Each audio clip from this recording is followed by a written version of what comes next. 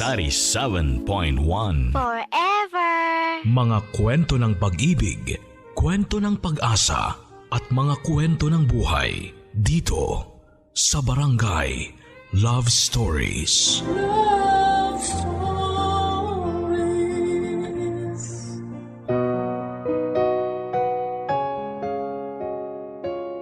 Minsan sa buhay, kailangan talaga nating pumili ng mga bagay na dapat nating i-prioritize. Katulad na lamang ng sender natin ngayong araw na si Mims, kung saan ay nagkaroon siya ng matinding suliranin sa pagitan ng kanyang pag-ibig at ambisyon sa buhay. Oo nga't may mga tao namang kayang pagsabayin ng love at career. Pero karamihan sa atin ay napipilitang talikuran ang isa dito. Kung ikaw ang tatanungin, alin sa dalawa ang kaya mong i-give up? Ang pangarap mo para sa iyong pamilya o ang taong itinitibok ng iyong puso? Alin kaya rito ang pinili ni Mims at naging worth it kaya ito sa dulo? Abangan natin yan dito lamang sa mga kwento ng pag-ibig, buhay at pag-asa sa nangungunang Barangay Love Stories. Dear Papa Dudut, bago po ang lahat ay gusto ko munang bumati ng isang magandang araw sa inyo at pati na rin po sa mga avid listeners ng Barangay Love Stories. Nagpadala po ako sa inyo ng sulat, Papa Dudut, para ibahagi sa inyo ang first love story ko. Ito po ay tungkol sa kwento namin ng first love ko at kung papaano ko po siya binitawan at hinayaang mawala sa buhay ko. Huli na po ang lahat noong ma-realize kong siya na pala talaga ang totoong itinitibok ng puso ko. Ito po ang aking Totga story, Papa Dudut. Tawagin niyo na lamang po ako sa palayaw kong Mims. 28 years old na po ako at 4 na taon na ako nagtatrabaho dito sa ibang bansa. Isa po ako sa mga loyal supporters ninyo at ang programa ninyo na po ang naging libangan ko tuwing ako ay nakakaramdam ng boredom. Ang mga kwento na ibinabahagi niyo po ang nagbibigay sa akin ng lakas para malabanan ang homesickness ko dito sa ibang bansa. Sabihin ko lang po para sa kaalaman ng mga tagapakinig ng Barangay Love Stories na pinalitan ko po ang ilan sa mga pangalan, lugar at pangyayari dito sa aking kwento. Excited po akong sumulat at gusto kong marinig ng mga kabarangay ang aking kwento, pero gusto ko rin pong maging pribado kahit na papaano. Papa Dudut, 6 po kaming magkakapatid. 15 years old ako noong maulila kami sa ama. Samantalang kapapanganak pa lamang sa bunso naming kapatid noon. Sa pagkawala ng aming padre di pamilya ay napagdesisyonan ng nanay namin na sa Ilocos Sur na lamang kaming manirahan sa pag-asang doon ay mabibigyan niya kami ng mas magandang buhay kumpara sa naging buhay namin sa Manila. Subalit hindi po ganong kadali ang lahat, Papa Dudut. Pagdating namin sa Ilocos ay tumira kami sa family house ni Mama. Sa panimula ng aming bagong buhay ay namasukan si Mama bilang kasambahay. Alam naman po natin na hindi gaanong kalakihan ang sinasahod ng isang kasambahay, lalo na't nasa probinsya pa kami. 6 na anak ang kailangan niyang pakainin sa araw-araw. At kahit gaano pa siya magpagod ay hindi pa rin sasapat ang nakukuha nitong sweldo para sa pang-araw-araw naming gastusin. Sa huli ay napilitang ipaampon ni Mama ang ilan sa mga kapatid ko sa tiyuhin at tiyahin namin.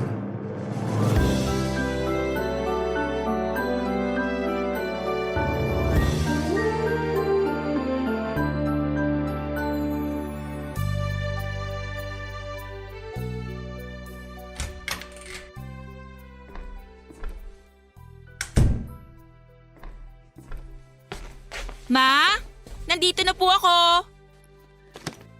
Kadarating mo pa lang? Anong oras na? Naglakad kami ng mga kaklase ko pa uwi eh. Bakit? Wala ka bang pamasahe? Meron naman po, pero trip lang nilang maglakad kaya sumabay na ako. Tsaka maganda na yon, may exercise na, nakatipid pa. Oo, mabuti yan. Kailangan natin magtipid sa panahon ngayon, lalo na't mababa lang ang sinasahod ko sa pinapasukan ko. Kumusta pala mga amo mo, Ma? Hindi ba sila mahigpit sa'yo? Mabait naman sila. Medyo mabigat nga lang ang trabaho ko kasi malaki yung bahay nila eh. Pero tingin ko naman tatagal ako sa kanila. Yun nga lang, kuripot, mababa sila magpasahod. Baka kasi bago lang kayo. Sigurado yan kapag tumagal po kayo, tataasan din nila ang sweldo nyo. Hayaan mo ma, kapag nakapagtapos ako, di mo na kailangan magtrabaho.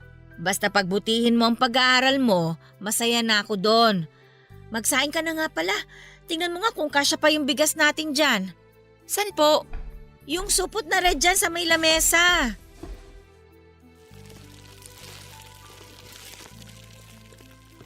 Naku ma, parang hindi nakakasya to para sa atin ah. Patingin nga. Kasya yan. 5 lang naman tayong kakain eh. Bakit 5 lang? Sina Jimbo at Angela nasa tito at tita mo. Bakit po? Anong ginagawa nila doon? Hindi ba sila uuwi? Doon na sila titira simula ngayon. Ha? Paano doon natitira? Sina tito at tito mo na munang mag-aalaga sa mga kapatid mo. Pinaampun mo sila? Kailangan kong gawin yon, anak. Hindi ko kayo mabubuhay na 6 sa pagiging katulong ko lang. Kaya nakiusap ako sa mga kapatid ko na kung maaari, sila na muna ang mag-alaga sa mga kapatid mo. Pero ma, bakit mo sila ipapaalaga sa ibang tao ng gano'n na lang? Ano sila? Tuta na basta mo nalang ipamimigay? Hindi naman ibang tao ang tito-tita mo, Mims. Nandyan lang naman ang mga kapatid mo eh. Hindi naman sila malalayo sa atin. Kahit na!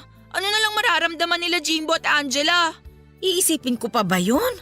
Problema ko na nga kung saan ako maghahanap ng ipapakain ko sa inyong magkakapatid.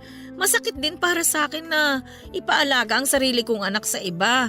Kasi responsibilidad ko yun bilang ina eh. Pero wala eh. Kailangan ko yung gawin kesa naman magutom sila. Nasaan sila ngayon? Gusto ko silang makita. Nandun na sila sa bahay ng tita mo. Huwag ka magalit sa akin, anak. Ginawa ko lang naman ang sa tingin ko ang makakabuti sa kanila. Kung may pera nga lang sana tayo eh. Hindi ko sana gagawin ang bagay na yun. Sana maintindihan mo ko. Hindi naman ako galit sa inyo, ma. Pero syempre mga kapatid ko yun. Paano kung hindi maganda ang maging turing nila sa mga kapatid ko? Mabuting tao sina tito at tita mo. May tiwala akong hindi nila mamaltratuhin sina Jimbo at Angela. Sana nga po. Ang hirap talagang maipanganak na mahirap. Promise ko talaga sa inyo, balang araw makakaahon din tayo sa hirap. Hindi tayo pababayaan ng Diyos. Basta magtiwala ka lang sa Kanya. O siya, sige na. Magsaing ka na bago mo puntahan ang mga kapatid mo.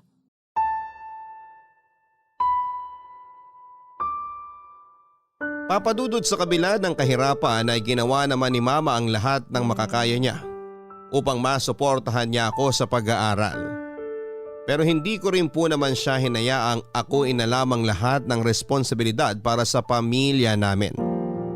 Sa murang edad ay ako na ang gumawa ng mga dapat sana'y trabaho ng namayapa kong ama. Ako ang naging katuwang ni Mama na itaguyod ang pamilya namin. Ito po ang ginamit kong motivation para pagbutihin ang pag-aaral ko, Papadudot. Marami po akong sakripisyong ginawa para lamang makapagtapos sa pag-aaral. Naranasan ko pong maglakad ng pagkalayo-layo para lamang makarating sa eskwelahan. May mga pagkakataon ding hindi na ako kumakain ng lunch dahil wala akong baon. Nasubukan ko na rin pong maglaba ng damit ng kapitbahay namin.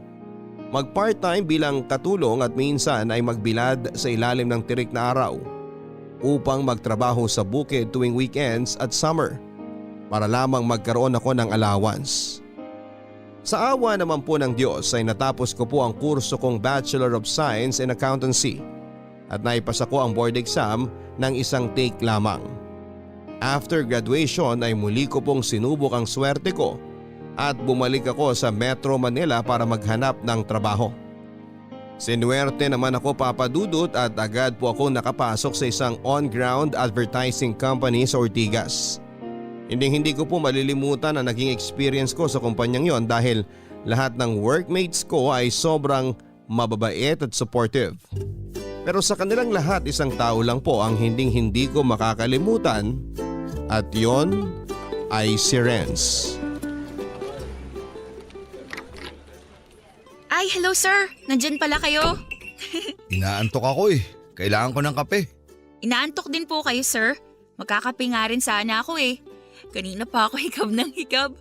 Ganito talaga kapag midweek. Antukin ng mga tao. Bakit ka naman inaantok? Nagpuyat ka siguro no? Sinong pumuyat sa'yo? Naku sir, wala ah. Sino namang makakachat ko? Tsaka maaga po kaya ako natutulog. Hindi lang kasi ako nakapagkape sa bahay kanina sir. Kasi malilate na ako. Ay, walang pumupuyat sa'yo? Wala ka pa bang boyfriend? Wala pa pong nagkakamali eh. Bakit naman wala kang boyfriend? May itsura ka naman ah. Teka nga, tingnan nga kita. Alam mo, no offense ha, kung gusto mong magka-jowa, subukan mo kayang palitan yung style mo. Medyo manang kasi ang datingan mo eh. Grabe naman kayo sir. Manang ba talaga ako tignan? Bata pa ako nung. Medyo plain looking ka kasi. Alam mo kung anong kulang sa'yo? Kulay sa muka. Hindi ka ba marunong mag-makeup? Hindi po talaga ako nagme-makeup eh. Pulbo kind of girl lang po ako. Tsaka masyadong mahal ang mga makeup. Alam nyo naman, kuripot po ako. Kailangan magtipid para sa pamilya. Ganun ba? Suggestion lang naman yun. O siya, help yourself. Magtimpla ka na ng kape mo. Anong klase ng kape ba iniinom mo? Kahit ano sir, basta pampawala ng antok. Black coffee lang ang katapat niyan. Ah, nga pala. Kumusta na yung pinapagawa ko sa'yo? Need ko na yung documents by Monday ha? Yes sir, I'm on it na. Email ko na lang sa inyo kapag natapos ko na. Konting kembot na lang. Okay, good. Good morning po. Good morning. Kape tayo. Sige lang po, thank you. Mag-init lang po ako ng cup noodles. Sir, parang ngayon ko lang siya nakita rito ah. Bago lang ba siya? Kaka-hire lang sa kanya last week. Bagong graphic designer natin. Kung makipagkilala ka kaya sa kanya. Hala, nakakahiya po. Baka sabihan pa akong feeling close. Para magka-jowa, kailangan mo ng confidence. Kung ganyan ka palagi, baka tumandang dalaga ka dyan. Bahala ka. Si sir naman eh. Sige na. Mag-hi lang naman eh. Hindi ka pwedeng mag-no sa boss mo. Sige ka. O eto na po. Pinapahamak niyo ako sir ah. Makikipagkilala lang naman. Dali na. Sige na. Go na. Puntahan mo na. Okay Mims, kaya mo to. Hi, good morning. Balita ko bago ka lang daw dito. Welcome to our company. Thank you.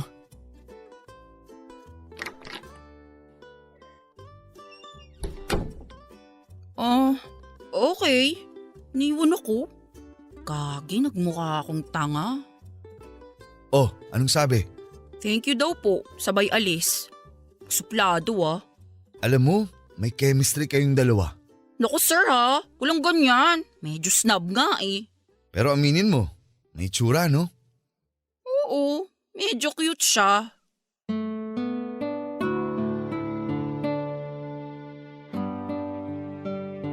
Papadudot mabilis kong naging ka-close ang mga katrabaho ko sa opisina maliban kay Renz. Dahil nga sa medyo awkward na unang pag-uusap namin. Katulad ko ay hindi rin gaanong sociable si Renz.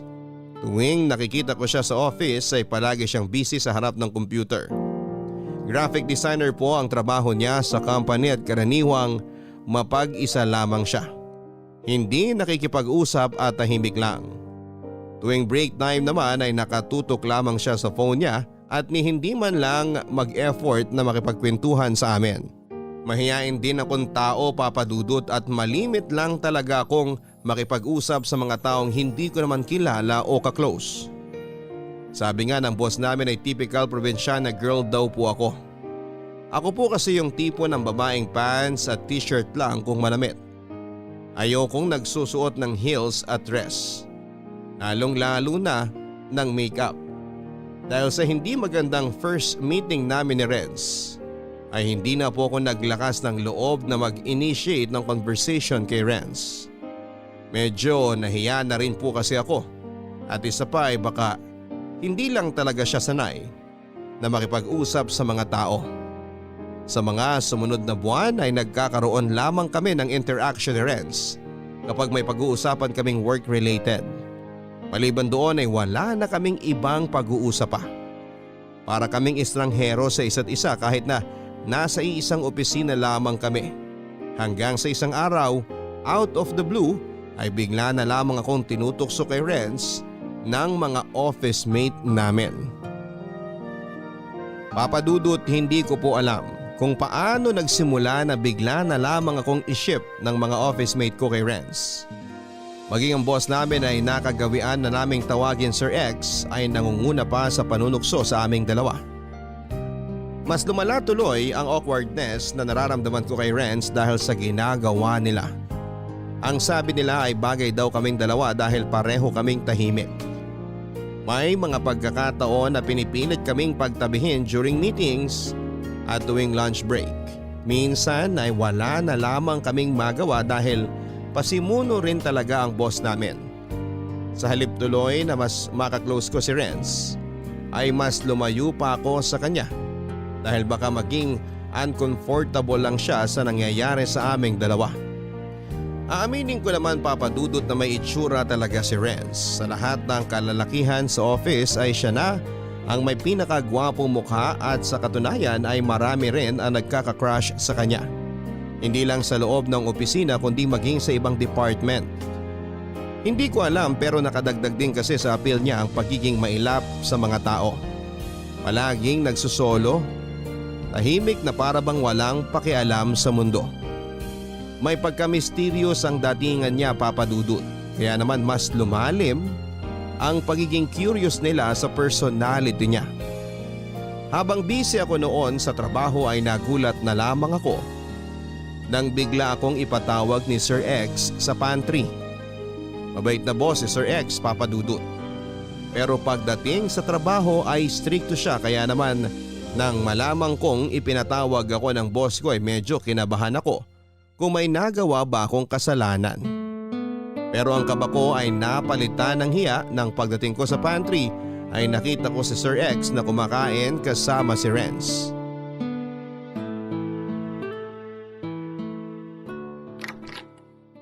Hello, good morning sir. Pinapatawag niyo raw po ako? Good morning, Mims. Kumain ka na ba? Halika, samahan mo kaming kumain dito ni Bunso. Bunso? Si Renz. Hindi mo ba alam na Bunso ang tawag sa kanya rito sa office? Sorry, hindi po ako aware eh. Bakit naman daw po bunso? Hindi ba ang pinakabata rito si Naku, wala yan sa edad. Siyempre, siya ang newest addition dito sa office kaya regardless of the age, siya ang bunso. Ganun pala yun. Kasi naman, hindi ka masyadong nakikipag-interact sa office mates mo. Kaya lagi kang nahuhuli sa balita eh. Madami kasing paperwork, sir. Tsaka ayoko namang makipagchismisan habang nasa trabaho. Baka mamaya pagalitan niyo pa ako. Okay lang naman makipagkulitan sa mga office mate mo. Basta nagagawa niyo pa rin ang trabaho niyo. Wala namang kaso sa akin yun. Mas maganda nga yun na close kayong lahat para walang toxic. Di ba, Renz? Ha? Opo. Total, maaga pa naman.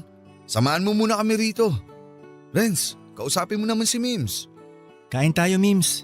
Sige lang, thank you. Nag-almusal na ako sa bahay kanina bago ako pumasok. Ganun ba? O sige, umupo ka na muna dyan. Magkwentuhan tayo. Maaga pa naman eh. Bakit niyo pala ako pinatawag, sir? Actually, ipinatawag lang kita pero ibang tao ang gustong kumausap sa'yo. Sino po? Bunso, ano na? Akala ko ba may sasabihin ka kay Mims? Sir? Ano kasi? Mims, may gusto sana akong sabihin sa'yo eh. Sa akin? Ano naman yun? Huwag na lang. Nahihiya ako eh. Ano ka ba? Sabihin mo na sa kanya yung tinext mo sa akin. Ano ba yun? Na-curious tuloy ako. Huwag na lang, sir. Next time na lang. Wala ka naman pala eh. Heto Mims oh, basahin mo na lang tong message sa phone ko. Kinakabahan naman ako. Patingin nga po.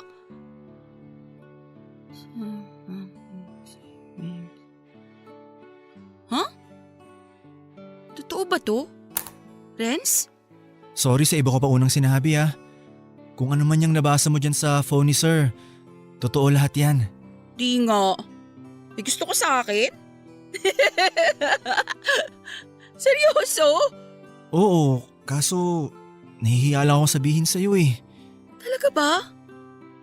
Oh my gosh, sorry. Kala ko joke lang. Uy, kinikilig siya. Haba ng hair mo, Mims ah. Naalala ko tuloy nung kaedaran ko kayo.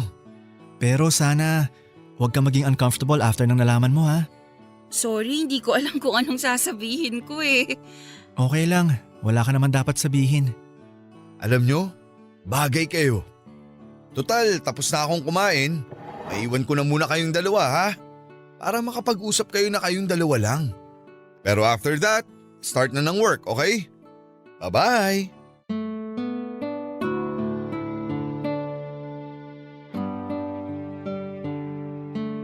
Papadudot, hindi naman ako nagkape ng araw na yon pero sobrang nagpalpitate ang puso ko dahil sa nalaman ko.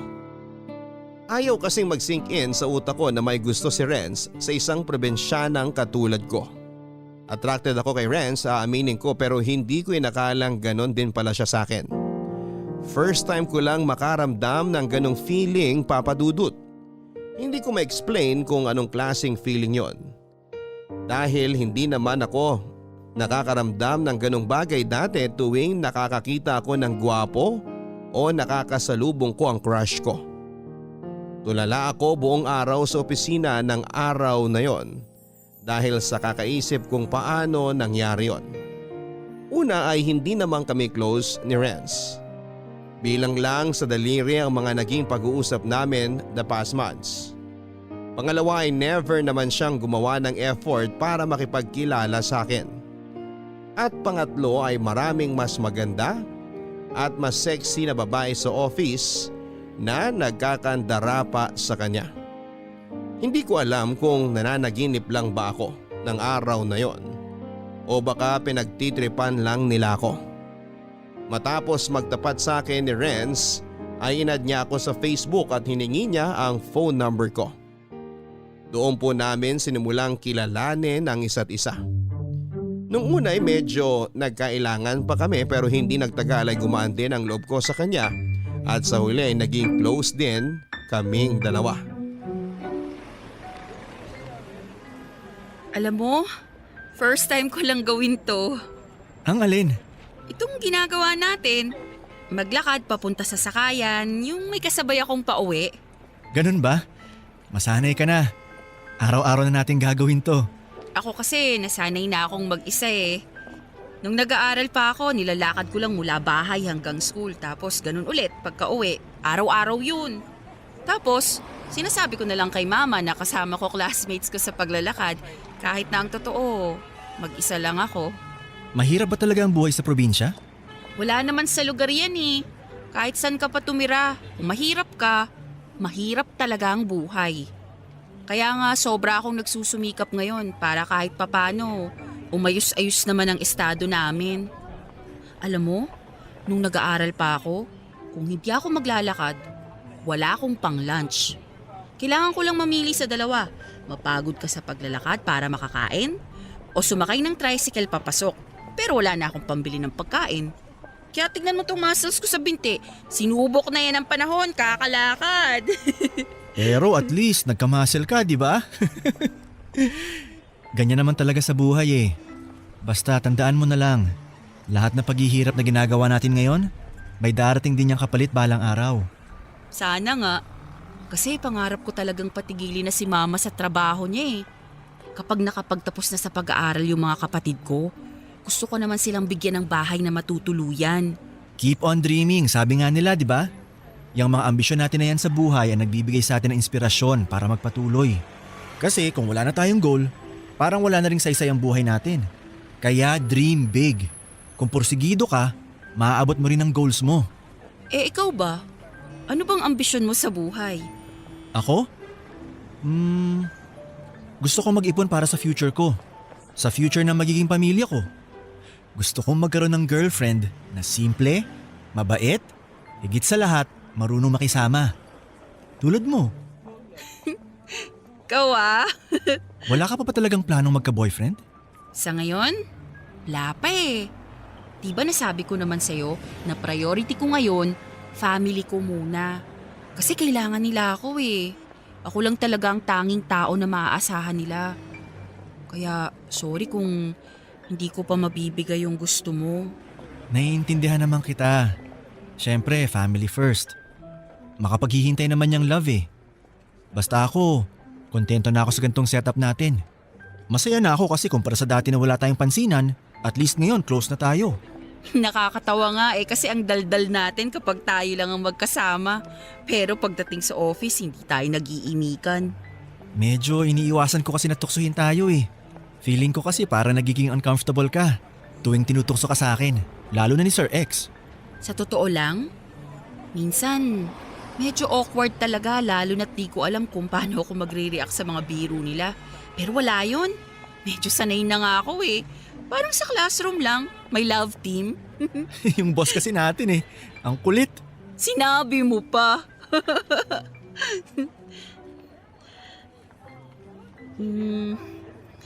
Thank you pala ah.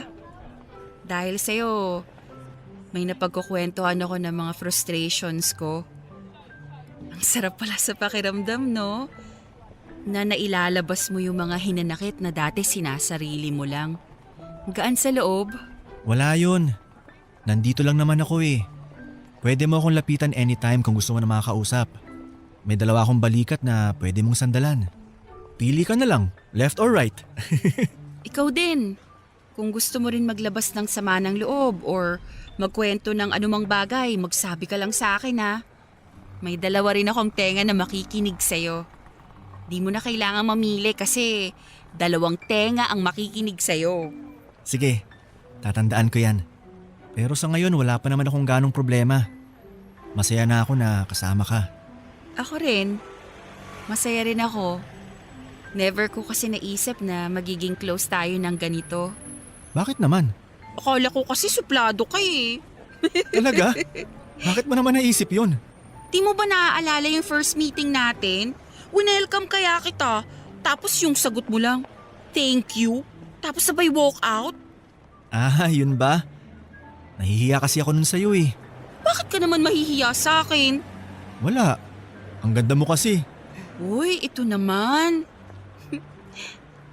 Oh, ayan na yung bus. Sakay na nga tayo. Baka kung ano pang masabi mo dyan.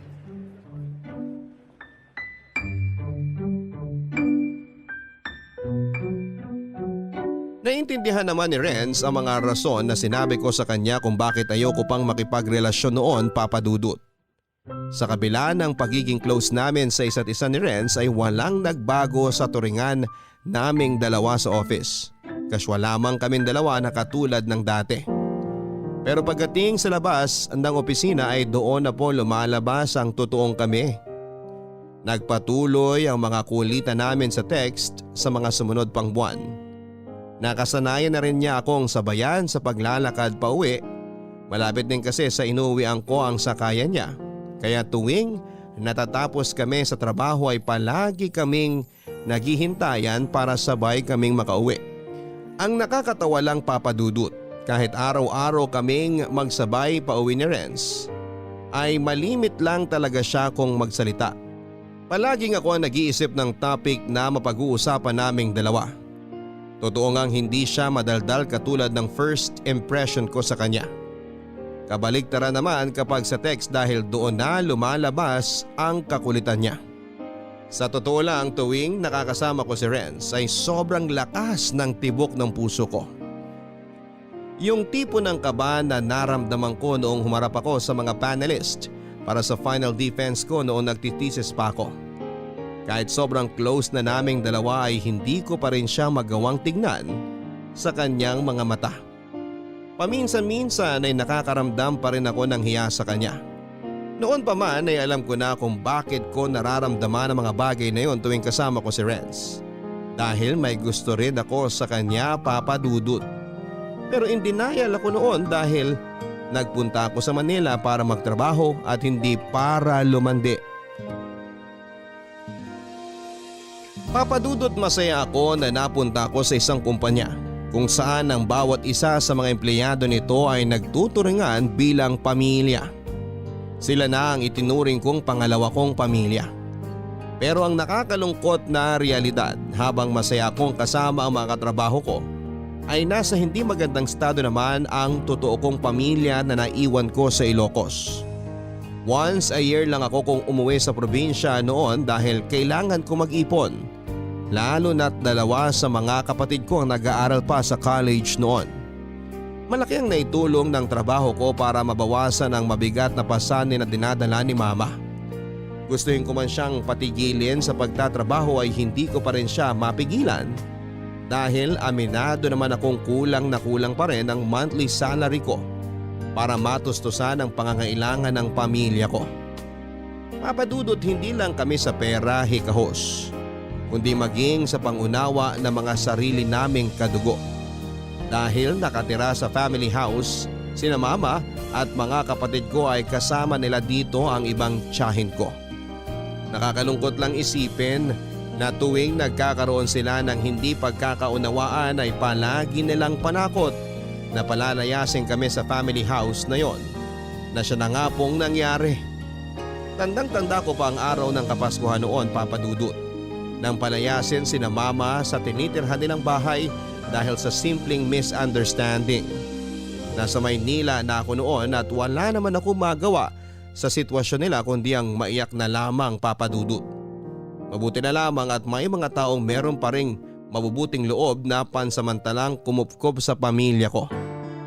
Ang mga karanasan na ito ang naging dahilan kung bakit sa kabila na magandang trato nila sa akin, sa kumpanyang pinapasukan ko ay naisipan ko itong iwanan para magtrabaho sa abroad. Knock knock. May tao ba? Ang lalim yata ng iniisip mo ah. May sinasabi ka ba? Sorry, ano ulit yun? May problema ba? Wala naman. Gutom na kasi ako eh. Hindi ka kasi kumain ng lunch kanina eh. Wala akong gana kanina tsaka marami akong kailangang ihabol na documents. Kaya tinapos ko na. Ikaw din naman na hindi ka rin kumain ah. Diet ka? May sarili kaya akong pantry sa desk ko. Nakakakain ako habang nagtatrabaho. Pero sikreto lang natin yun ha. Ikaw talaga? Nga pala, nabalitaan ko na itutuloy mo na pala talaga yung plano mo mag-abroad. Totoo ba yun? Paano mo nalaman yan? Parang nung nag-open ako sa'yo last time tungkol dun. Ang sabi ko pinag-iisipan ko pa eh. Nahihiya kasi ako magtanong sa'yo ng update. Kaya ako na mismo naghanap ng sagot. Paano? Yung kaibigan ng mama mo na si Tita Marie, in-add ko siya sa Facebook.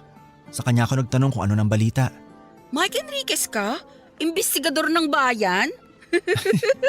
Siyempre, gusto ko lang malaman kung tuloy ka ba o hindi. Eh ang sabi ni Tita Marie, okay na raw yung passport at visa mo. Inaantay na lang yung papers mo. Oo eh. Tuloy na. Alam na ba ni Sir X? Oo. Nabanggit ko na sa kanya pero hindi pa alam ng ibang office mates natin. Parang hindi pa ako makapaniwala eh. Hindi ko alam kung paano ako magpapaalam. Niisip ko pa lang naiiyak na ako eh.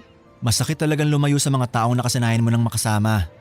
Mas lalo na sa mga mahal mo sa buhay. Pero para sa kanila naman ang gagawin mo, di ba? Oo, kaya kakayanin ko to. Nakaya ko ngang mag-isa rito sa Maynila sa abroad pa kaya. Ang panalangin ko na lang, sana maging maayos yung trabaho ko doon. At sana makakilala ulit ako ng mga mabubuting kaibigan. Katulad nyo, kayo nila Sir X. Mabait ka namang tao eh. Sigurado ako makakahanap ka agad ng mga kaibigan mo doon. Pasensya ka na ha kung nakikialam ako. Dinamay ko pa si Tita Marie. Wala yun, alam ko namang concerned ka lang sa akin eh. Na-appreciate ko yun. Pero pwede mo namang sa akin na mismo tanungin. Pinahirapan mo pa sarili mo. Gusto ko lang makasiguro na okay na ang lahat. Kung magkakaroon man ng problema, at least baka may maitulong ako. Minsan kasi, ikaw, ayaw mo mag-share ng problema mo eh. Salamat ah. Wala yun. So, anong feeling ng mangingibang bansa? Eto, malungkot kasi iwan ko na kayo, pati ang pamilya ko. Pero medyo excited rin kasi opportunity na to para baguhin ang buhay namin. May konting takot din kasi hindi ko alam kung anong klaseng buhay ang haharapin ko dun eh. Alam ko naman na hindi ka pababayaan ng Tita Marie mo. Tsaka, ikaw pa. Kayang-kaya mo yan. Huwag kang mag-alala. Kahit na magkalayo na tayo, hindi ako aalis sa tabi mo. Araw-araw kitang i-chat at tatawagan hanggang sa makulitan ka sa akin. Ikaw talaga? Ay, nga pala. May ibibigay ako sa'yo. Amin na yung kami mo. Ano yan? Friendship ring. Kapag nalungkot ka sa ibang bansa o pinanghihinaan ka ng loob, isuot mo to. Ibig sabihin nito, nandito lang ako na laging sumusuporta sa'yo at nag-aantay sa pagbabalik mo. Ang cute naman. Pero wala akong dala para sa'yo. Ayos lang. Hindi naman ako naghahanap ng kapalit eh.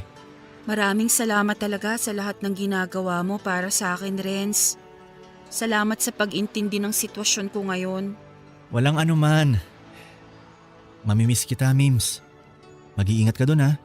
Ikaw rin. Mag-iingat ka rito. Maghanap ka ng bagong kaibigan pag wala na ako rito.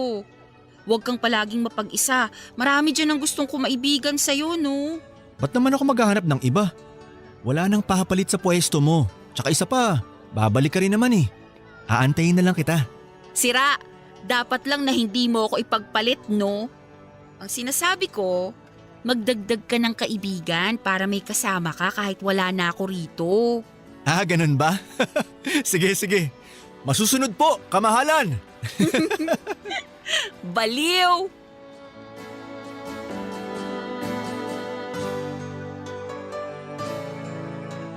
Sa totoo lang, Papa Dudut, ay matagal na akong niyayaya ng kaibigan ni Mama na si Tita Marie na magtrabaho abroad.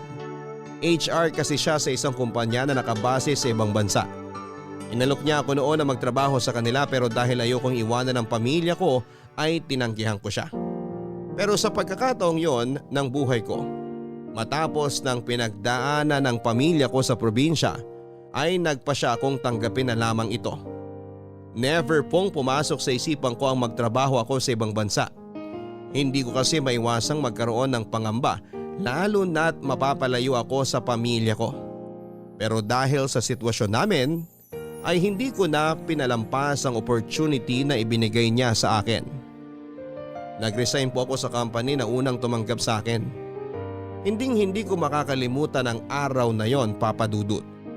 Dahil binigyan nila ako ng surprise farewell party. Pagkatapos nito ay inilakad ko na ang mga papel na kailangan para makapag-abroad. Bago tuluyang lumipad paalis ng Pilipinas ay muli kong dinalaw ang pamilya ko sa Ilocos para makapagpaalam. Nagulat nga ako, Papa Dudut, dahil sinundan ako ni Renz sa probinsya namin. Doon ay pinakilala ko siya kay Mama bilang kaibigan, Papa Dudut. Ipinasyal ko siya sa sikat na vegan heritage at ilang pang tourist spots sa Ilocos. Magkahalong lungkot at tuwa ang naramdaman ko ng araw na yon, Papa Dudut. Lungkot dahil iiwan ko na ang mga mahal ko sa buhay. At tuwa dahil sa huling pagkakataon ay nagkaroon kami ng chance ni Renz na magsama. Sa mga unang buwan sa abroad ay hindi ko naiwasang makaramdam ng homesickness. Mabuti na lang at patuloy pa rin ang naging communication namin ni Renz. Kahit na medyo malaki ang time difference naming dalawa. Kasabay nito ay patuloy pa rin niya akong niligawan kahit na noon ay buo pa rin ang pasya kong huwag munang makipagrelasyon. Pero Papa Dudut, habang tumatagal ay mas lumalalim noon ang pagtingin ko kay Renz na pilit kong pinipigilan dahil alam kong magiging distraction lamang ito sa trabaho ko. Ay, anak nang! Nagulat naman ako sa'yo, Mims. Anong ginagawa mo dyan? Papatayin mo ako ng 10 oras ah. Nagpapahangin lang, ate. Mainit sa loob eh. Ba't ka naman mag-isa rito? Nagsisenti ka? Namimiss mo na pamilya mo, no? Siyempre, miss ko na sila sa Pinas. Di naman natin maiiwasan yan eh. Hindi ka nag-iisa. Lahat ng OFW, ganyan ang nararamdaman. Ang saya-saya kapag nagbabanding tapos pag mag-isa na, bigla-bigla na lang naaalala ang pamilya sa Pilipinas. Ganyan din ako minsan eh. Pero alam mo, Ate Shine, yung pagkamiss ko sa kanila ang nagbibigay sa akin ng lakas para magpatuloy.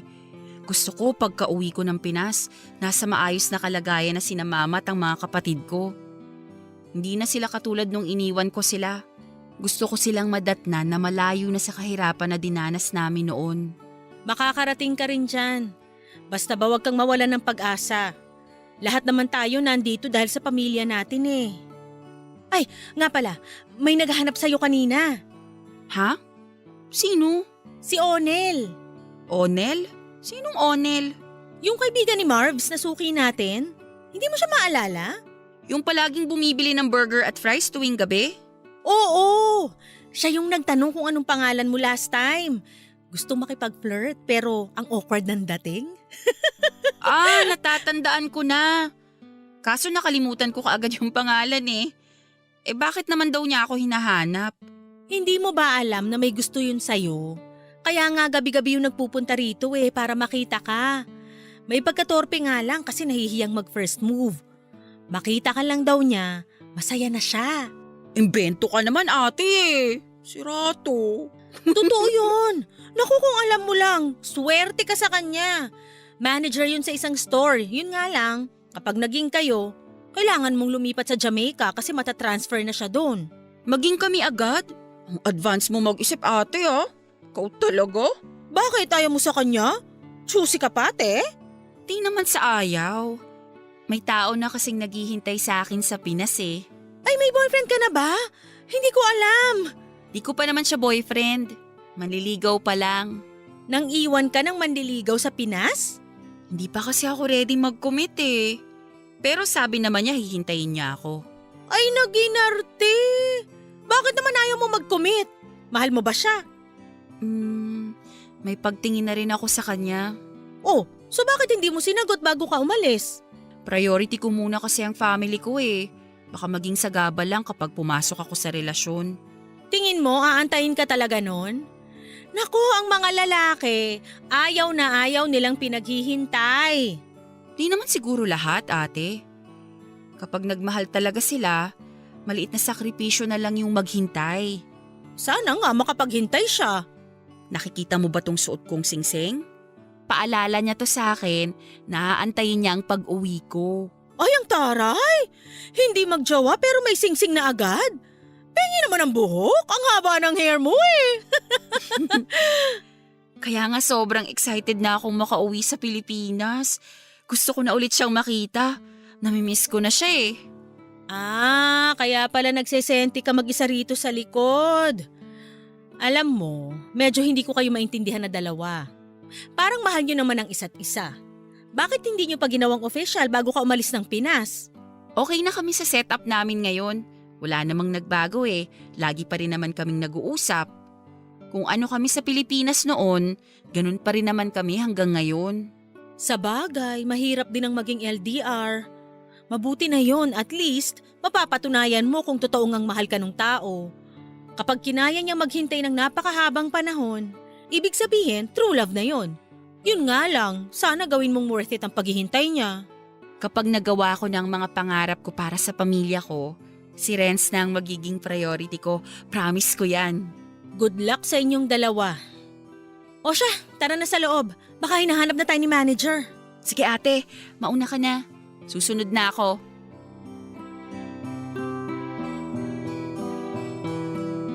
Papadudot may tiwala naman ako kay Renz. Natuto pa rin niya ang pangako niya na hihintayin ako hanggang sa maabot ko ang pangarap ko para sa pamilya ko. Pinatunayan naman niya ang lahat ng ito kahit na magkalayo kami. Araw-araw siya noon kung mangumusta kahit na ang umaga ko ay gabi niya. Ay hindi niya ako nakakaligtaang batiin ng good morning at good night. Tuwing down ako ay palagi siyang nagpapadala sa akin ng inspirational quotes para pagandahin ang mood ko. Siyang palaging nagmo-motivate sa akin na magpatuloy. Palagi niya akong pinapaalalahan ng kumain, huwag magpuyat at laging mag-ingat. Simula noong naghiwalay kami Papadudot ay mas naging vocal pa siya sa pagmamahal niya sa akin. Kahit na noong puntong yon ay magkaibigan lang ang status namin. Gusto ko na rin noon si Renz Papadudot. Pero mas nananaig pa rin ang kagustuhan kong tulungan ang pamilya ko. Dahil mahal ang cost of living sa bansang pinuntahan ko kaya kinailangan ko magtipid upang makapag-ipon. Naghanap din ako ng part-time job para may pandagdag sa ipon ko. Nagtrabaho ko sa isang fast food chain bilang night shift. After ng regular work ko ay diretso kagad ako sa part-time ko na umaabot hanggang alas 12 ng madaling araw. Yun nga lang papadudod sa panahong yon ay unti-unti akong nawala ng oras para kay Renz. Buong araw kasi akong nagtatrabaho at pag-uwi ay tulog na lamang ang nagiging pahinga ko. Wala na akong time noon para replyan pa ang mga message ni Renz o sagutin ang tawag niya. Na hindi ko na nga noon magawang kumustahin siya. Naisip ko na medyo unfair na ang nagiging turing ko sa kanya. Binibigyan niya ako ng oras at atensyon samantalang ako ay hindi ko ito magawang maibalik sa kanya. Kaya naman isang desisyon ang pinagpasyahan ko ng panahon na yon. Papadudot tatay may hindi ko na po pinaira lang nararamdaman ng puso ko. Sa halip ay mas pinili ko ang isinisigaw ng utak ko. Malayo kami sa isa't isa ni Renz. At sa estado naming dalawa ay hindi praktikal na pumasok sa isang long distance relationship. Isa pa ay nagsisimula pa lamang akong abutin ang mga pangarap ko para sa pamilya ko.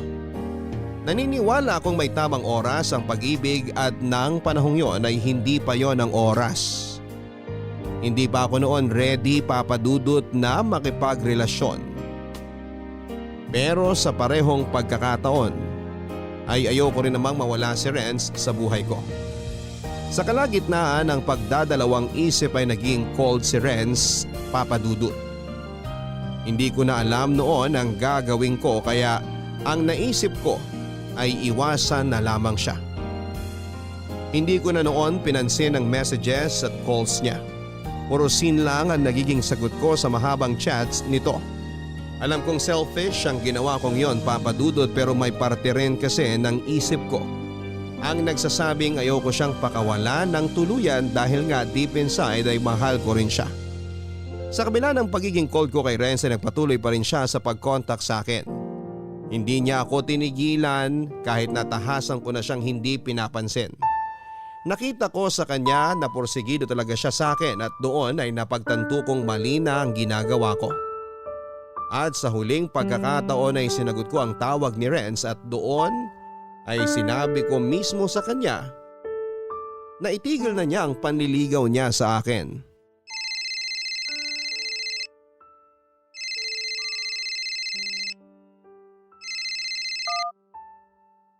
Hello? Hello? Mims? Salamat naman at sumagot ka na. Kumusta ka na? Hindi naman ba kita naaabala? Sorry, kakauwi ko lang. Galing ako sa work eh. Anong oras na ba dyan? Madaling araw na. Sorry kung naabala kita. Hindi, okay lang. Gusto rin naman kitang kausapin eh. Kumusta ka na? Eto, nag-resign na ako sa trabaho. Talaga? So, lilipat ka na talaga ng company? Good luck sa'yo ah. Masipag kang tao kaya alam kong magiging successful ka rin someday. Ako? Okay naman ako rito. Sobrang busy pero kinakaya. Baka naman magkasakit kasi ginagawa mo. Parang overwork ka na eh. Dapat alagaan mo sarili mo dyan lalo't mag-isa ka lang.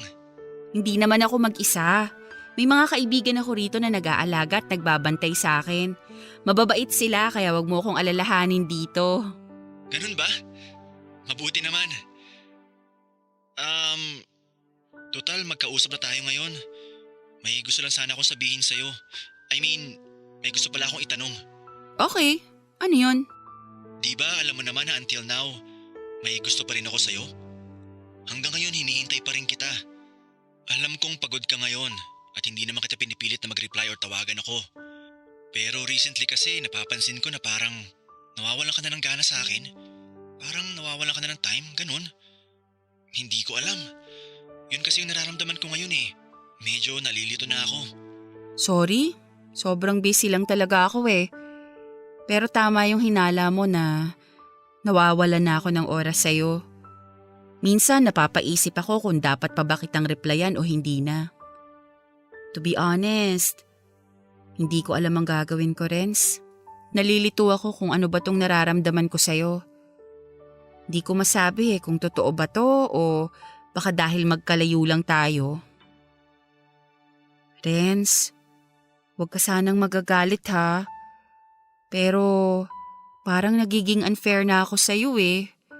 Ako yung nasa isip mo pero ako hanggang ngayon iba pa rin ang priority ko.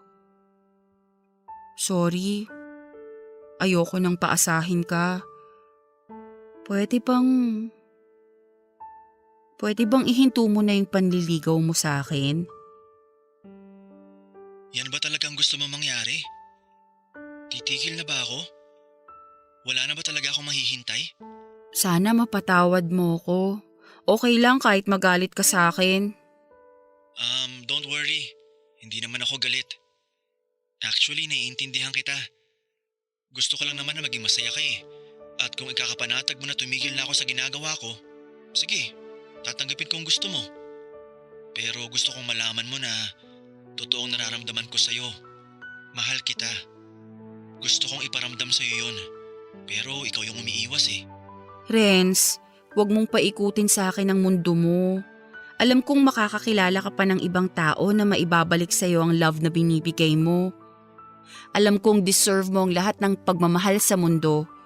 Pero sa pagkakataong to, hindi sa akin manggagaling yon. Kung yan ang gusto mo, wala na ako magagawa. Pero nandito pa rin naman ako kung sakali. Walang magbabago. Hindi pa siguro ngayon ang tamang panahon pero mananatili pa rin ako rito. Kung saan mo ako iiwan. Sana wag mong isipin na ikaw ang may problema ha. Nasa akin ang problema. Kaya sorry kung nasaktan kita. It's okay, Mims. Pagkatapos ng pag-uusap nating to, puputulin ko na ang communication nating dalawa. Kalimutan mo na yung feelings mo sa akin ha. Please?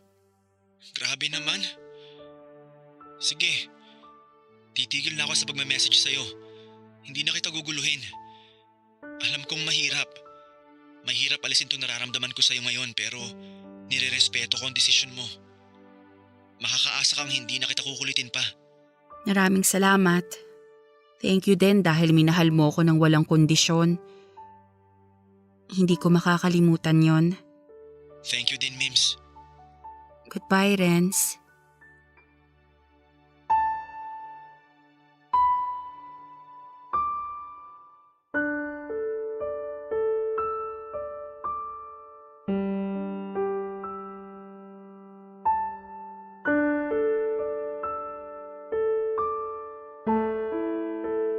Alam kong labis na nasaktan si Renz sa naging desisyon ko, Papa Dudut. Pero sa kabila nito ay buong puso niyang tinanggap ang naging pasya ko. Pagkatapos ng pag-uusap namin sa phone ay tuluyan nang tumigil si Renz. Wala na akong natanggap na good morning at good night. Wala na ang mga oras-oras na paalala niya sa akin na kailangan ko ng kumain, matulog at palaging mag-ingat. Tumigil na siya sa pangungumusta at pagbibigay ng inspirational quotes. Nang araw na yon ay tuluyan nang naputol ang komunikasyon naming dalawa. Sobrang bigat sa dibdib ang ginawa ko, Papa Dudut, sa puntong iniyakan ko siya matapos niyang tanggapin nang gano'n na lamang ang desisyon kong tapusin na ang ugnayan naming dalawa. Nag-focus na lamang ako sa trabaho ko upang mawala sa isipan ko si Renz. Ipinangako ko sa sarili ko na never ako mag-e-entertain ng ibang lalaki. Abutin ko ang pangarap ko at pagkatapos nito ay susubukan kong buksan muli ang puso ko para kay Renz. Ito ang naging motivation ko sa paglipas ng mga buwan. Na balang araw ay magkikita kami ulit ni Renz. At ipinapanalangin ko na kung kailan pwede na ay pwede pang maibalik sa dati ang lahat. Dumaan ang ilang taon nang minsang maglinis ako sa kwarto ay muli kong nakita ang singsing na ibinigay sa akin ni Renz bago kumalis ng Pilipinas. Muling nanumbalik sa isipan ko ang lahat ng ala-ala namin ni Renz. Sobrang miss ko na siya noon, Papa Dudut. Pero kailangan kong panindigan ang naging desisyon ko. Nakakapit na lamang ako sa pangako niyang maghihintay sa akin. Yun nga lang, Papa Dudut, ay tuluyang nawala na ang pag-asa kong ito ng isang balita ang nalaman ko.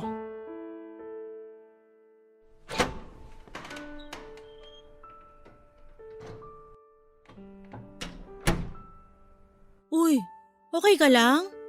Oo naman ate, bakit? Ang haggard mo today Ang laki ng eye bags mo. Para kang tumanda ng 10 taon. Anong nangyari? Masyado ka naman yatang subsub sa trabaho. Kailangan eh. Alam mo na, para sa ekonomiya. Alam mo, wala tayo sa Pilipinas kaya dapat alagaan mo yung sarili mo. Huwag mo masyadong pinapagod ang katawan mo. Mahirap magkasakit sa ibang bansa, walang mag-aalaga sa'yo. Kaya ko naman ate. Malakas kaya resistensya ko. Never pa akong nagkasakit dito, no? Kahit na. Hihintayin mo pa bang magkasakit ka para matauhan ka? Kurutin kita sa singit dyan eh. Ikaw talaga ate. Seryoso ako, nangungurot ako ng singit. Pero seryoso na nga. May problema ka no? Kitang-kita sa mga mata mo eh. Paano mo naman nasabi ate? Sa edad kong to at sa tagal ko na dito sa fast food industry, alam na alam ko na ang bawat klase ng mata. Yang mata mo namamaga, umiyak ka no? Huwag mong irasong puyat ka lang dahil alam ko ang mata ng puyat. May nalaman kasi ako eh. Ano? May masama bang nangyari sa Pinas? Hindi niya na ako nahintay. Nahintay nino? Si Renz, Yung kinuwento mong lalaki na naghihintay sa'yo sa Pinas? Bakit? Anong nangyari? may iba na siya eh. Kahapon ko lang nabalitaan. Paano mo naman nalaman? Baka naman chismis lang yan ha? Nagtanong sa akin si Tita Marie kung sino yung babaeng kasama ni Renz sa profile picture niya. Tapos ayun, nakita ko na hindi na pala kami friends sa Facebook. Yan ang sabi ko sa'yo eh. Masyado mo kasing pinatagal. Marian Rivera ka, girl? Imagine, ilang taong ka na dito sa bansang to? Hindi pa ba sapat yung effort na ginawa niya sa'yo? Bakit kasi pinatagal mo ng ganun? Aminado naman ako na ako ang mali. Kasalanan ko rin naman eh. Ako ang nagtulak sa kanya palayo. Naguguluhan pa kasi ako sa emotions ko nun eh. Hindi pa ako sure. At takot ako na baka itong nararamdaman ko hindi katulad ng sa kanya. Baka in the end, masaktan ko lang siya. So bakit mo iniiyakan yung taong hindi ka naman pala sure? Kasi nga, ngayon ko lang na-realize na mahal ko pala talaga siya. Ayan. Hay nako. Takot sa commitment tapos kapag iniwan, iiyak-iyak. Akala ko kasi maiintindihan niya ang sitwasyon ko. Nag-promise siya sa akin eh. Masyado ka kasing nakampante. Kahit gaano ka kamahal ng isang tao, kapag hindi mo sila pinahalagahan, talagang iiwan ka nila. Alam mo ate, sobrang nagsisisi ako ngayon. Sana hindi ko na lang ginawa yun. Sana nagpakatotoo na lang ako sa nararamdaman ko noon. Sana hindi ko na lang siya sinaktan. Paano yan? Wala na tayong magagawa dyan. Nahanap na niya sa iba yung mga bagay na hindi mo maibigay sa kanya. Ate, ilang months na lang uuwi na ako. Sobrang excited ko pa naman na makita siya ulit. Tapos, hindi ko man lang alam na may girlfriend na pala siya. Hindi naman kasi siya required na magpaalam sa'yo eh. Kasi nga, hindi naman naging kayo, di ba? Tsaka nga sabi mo, ikaw mismo ang nagdesisyon na palayuin siya. Ang tanga ko. Ang tanga-tanga ko talaga. O sige lang, umiyak ka lang dyan. Masakit talaga ma-heartbroken, lalo na kung hindi naman naging kayo. Gusto mo munang pumunta sa locker room? Ako muna bahala dito, ipapaalam kita sa manager natin. Wag na ate. Kailangan ko magtrabaho para mawala siya sa isip ko. Ay, hayaan mo na yan. May rason kung bakit siya nakahanap ng iba. Siguro, ibang lalaki talaga ang nakatakda para sa'yo. Kaya naman pala mukha ka ng mas matanda kaysa sa akin eh. Broken ka na nga, pinapagod mo pa ang sarili para makalimot. Huwag mong gawin yan sa sarili mo. Hindi lang siya ang lalaki sa mundo, ano ka ba?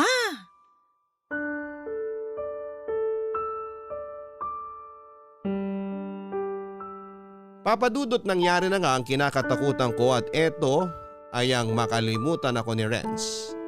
Hindi na niya ako nahintay. Napakasakit po nang nangyari dahil labis akong umasa na pagka-uwi ko ng Pilipinas ay may babalikan pa ako. Sobrang naapektuhan ako nang malamang kong iba na ang babaeng minamahal niya.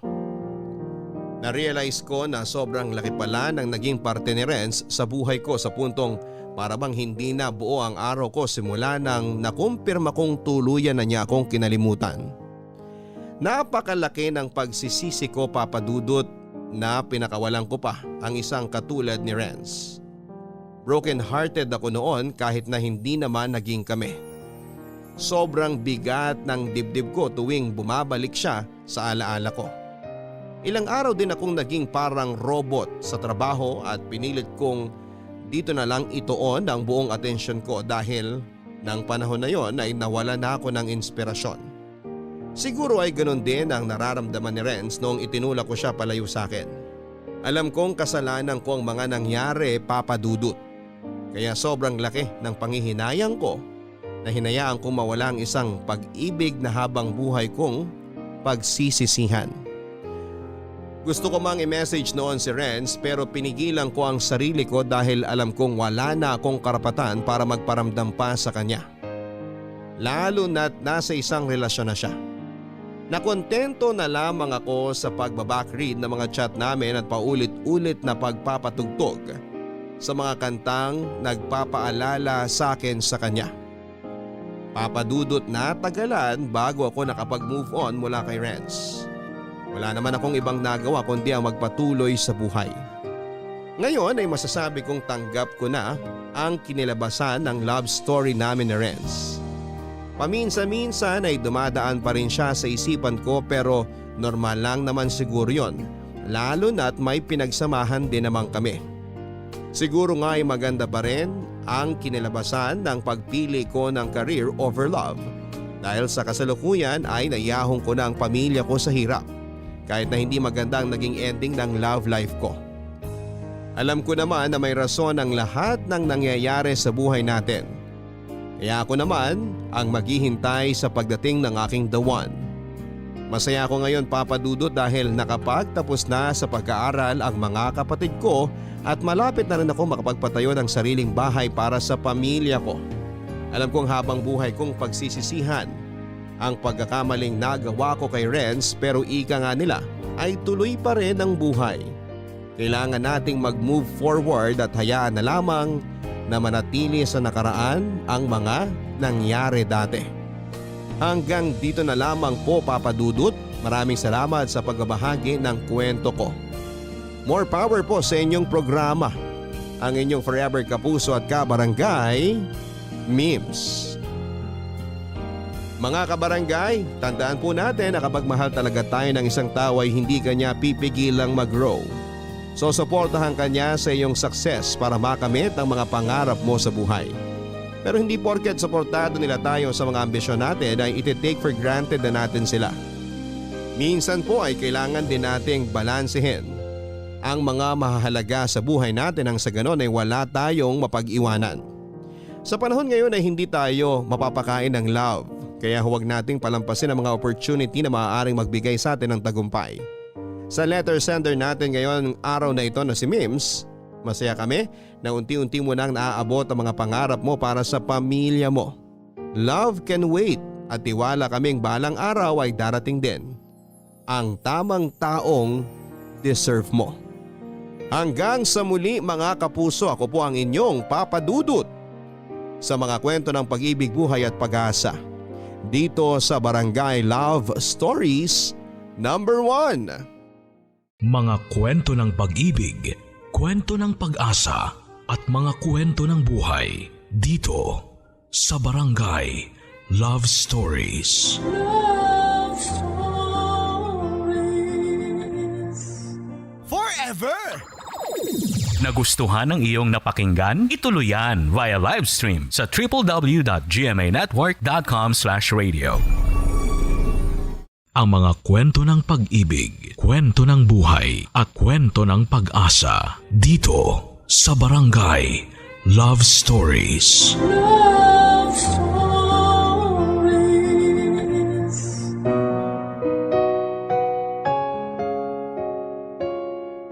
Saan ba nagpupunta ang mga taong sawi? Walang iba kundi sa taong nakatakda para sa kanila. Matapos nating kilalanin ang sari-sariling istorya nila Sol at Luna, atin namang maririnig ngayon ang kwento ng pag-ibig nilang dalawa. Paano sila pinagtagpo ng tadhana? Saan kaya mauuwi ang kapalaran nilang dalawa? Mula sa sulat na pinadala ni Estrella ay sabay-sabay tayong kiligin at maantig dito sa mga kwento ng pag-ibig, buhay at pag-asa sa nangungunang Barangay Love Stories. Dear Papa Dudut, magandang araw po sa inyong lahat. Ako po si Estrella at sumulat ako sa inyo, Papa Dudut, para ibahagi ang kwento ng dalawang pinakaimportanteng tao sa buhay ko, sina Sol at Luna. Taong 1970s noong pareho silang natutong umibig, pero sa kasamaang palad, ang mga taong inibig nila ay nawala sa kanilang mga palad. Si Sol ay nakaranas ng malalangit at lupang pag-ibig, kung saan ay hindi niya naabot ang estado ng babaeng kanyang minahal na si Belen. Sa kabilang banda, nagdadalamhati naman ang puso ni Luna nang mawala sa kanya ang lalaking pinakamamahal niya na si Manuel dahil sa isang aksidente. 5 taon simula nang pumanaw si Manuel, nanatiling sarado ang puso ni Luna para sa panibagong pag-ibig. Si Manuel ang pinakaunang boyfriend niya, Papa Dudut, at para sa kanya noon ay wala nang makahihigit pa sa pagmamahal na ipinadama nito sa kanya. Kaya naman sa halip na hanapin sa ibang tao ang pag-ibig na nawala, ay hinayaan na lamang niya ang puso niya na magluksa. Malaki naman daw po ang naitulong ng oras at panahon para maghilom ang sugat sa puso niya. Nakatulong din na noong mga panahong yon ay nakahanap siya ng panibagong trabaho. Mula sa pagiging kasambahay sa pamilya ng kaibigan niyang si Patricia, ay nagkaroon ng opportunity si Luna na ipakita ang galing niya sa pagluluto. Sa tulong ni Patricia ay nakapagtrabaho sa kusina si Luna noong nagtayo ng sariling restaurant ang isa sa mga kaibigan ng mga magulang nito.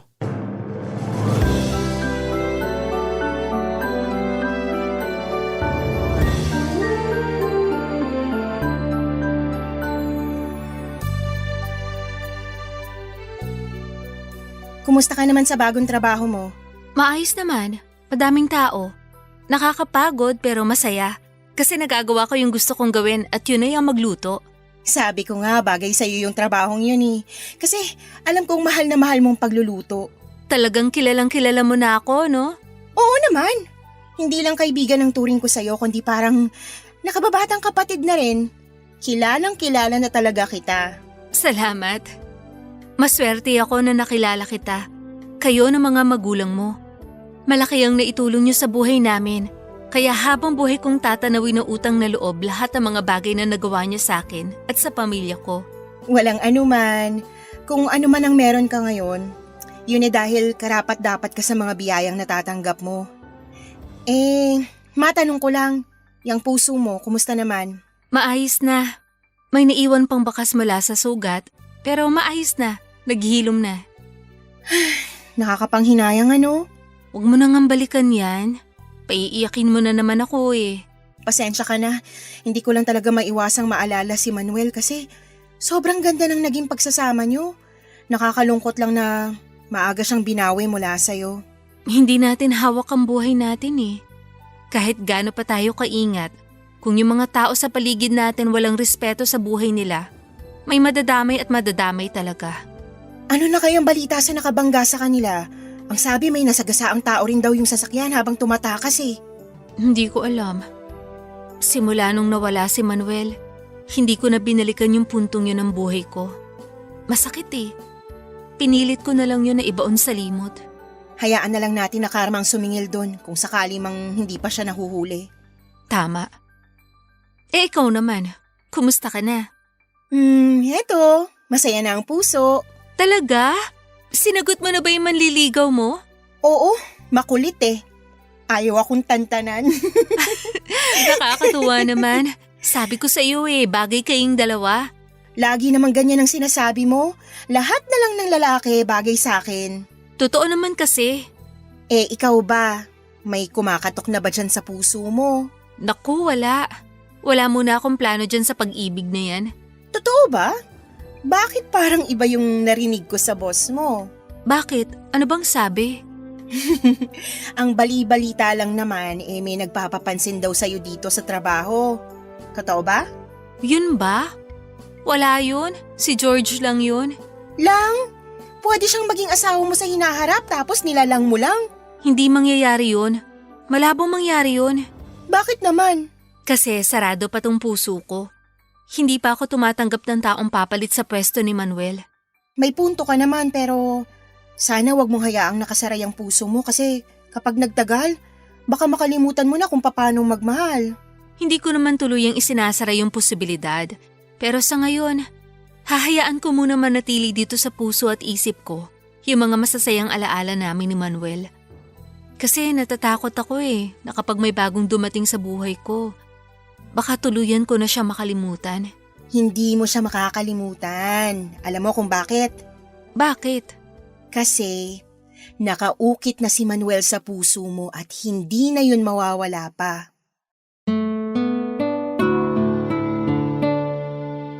Aminado naman daw po noon na noong mga panahong yon ay lagi pa rin dumadapo sa isipan ni Luna si Manuel.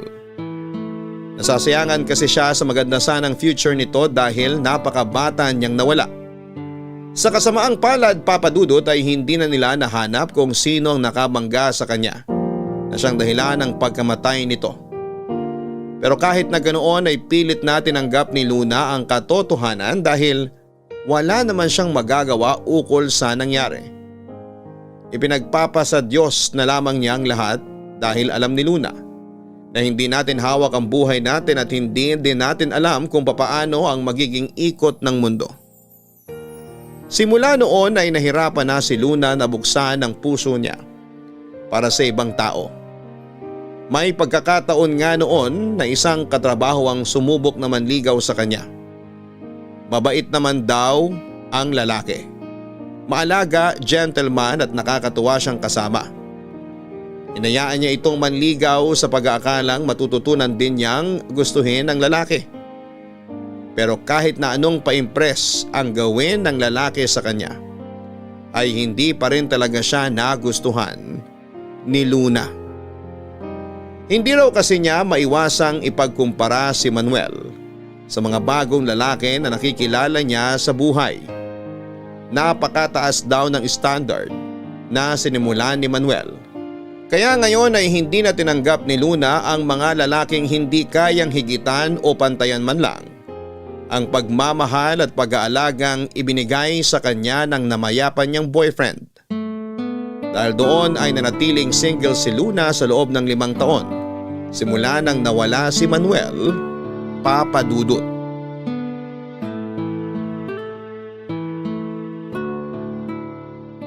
Luna! Oh, Patricia! Sandali lang, ilalagay ko lang sa supot tong in-order mong pagkain. Ay, salamat. Naubusan na ako ng ulam sa bahay. Mabuti na lang naalala kita kaya dumaan na ako rito sa resto bago ako umuwi. Heto, dinagdagan ko yan para sa'yo. Salamat. Walang ganang tao ngayon Wala nga Medyo matumal ang customer ngayon. Pwedeng-pwede kang makipagchismisan ngayon kung ganon. Pwede naman. Basta walang customer, pwede. Tsaka kilala ka naman ng boss ko Ano bang ichichismis mo? Ikaw ang kailangang magchismis. Ano nangyari sa manliligaw mo? Si George? Oo, George yata yung nabanggit na pangalan sa akin. Basta yung nakwento mo dati na nagbibigay motibo. Ano nangyari sa kanya? Wala nangyari.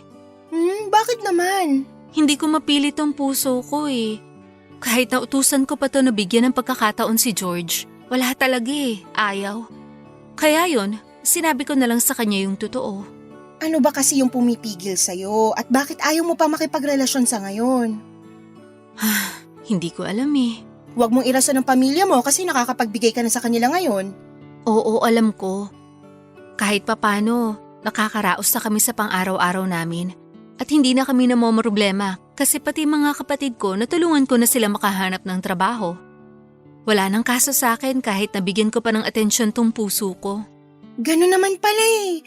Bakit hindi mo sinagot si George kung ganun? Ayun nga. Hindi ko lang talaga nakikita si George bilang kapareha ko sa buhay. Ano bang itsura ng George na to? Nandyan ba siya? Para makita ko nga. Huwag na! Ikaw naman, Patricia, nakakahiya. Titingnan ko lang naman. Baka hindi mo siya gusto kasi pangit siya. Hindi naman ako tumitingin sa panlabas na anyo eh. Ano nga? Anong hindi mo gusto sa kanya? Saan banda siya bagsak? May itsura naman si George. Mabait siya. Mahilig magpatawa. Kaso, hindi ko alam. Basta, kahit gaano ko kagusto makipagrelasyon, kung ayaw talaga ng puso ko, wala na akong magagawa. Sa bagay, mahirap nga namang ipagpilitang gustuhin ang ayaw mo. Sayang. Bakit naman sayang? Akala ko kasi magkakaroon ka na ng date eh. Wala naman sa akin kahit wala pa akong nobyo ngayon eh. Ang gusto ko kasi magkaroon ka ng kasama kapag dumating na yung araw na pinakahihintay ko. Anong araw naman yun? Araw ng kasal ko. Ikakasal ka na? Oo. Nag-propose na sa akin yung boyfriend ko. Talaga? Congrats! Ang bilis naman. Anong sabi nila, ma'am? Siyempre excited din sila para sa akin. Natutuwa ako para sa iyo, Patricia. Parang kailan lang nung pinag-uusapan natin yung future natin. Tapos ngayon, heto na tayo. Unti-unti na nating naaabot yung mga pangarap natin. Oo nga. Kaya dapat ikaw maghanap ka na ng date para sa kasal ko, ha? Naku, parang mahihirapan tayo dyan. Huwag kang matakot sumugal ulit. Alam ko mahirap ipusta ang puso sa isang bagay na walang kasiguruhan pero tsaka ko na makakahanap ka rin ng taong para sa'yo.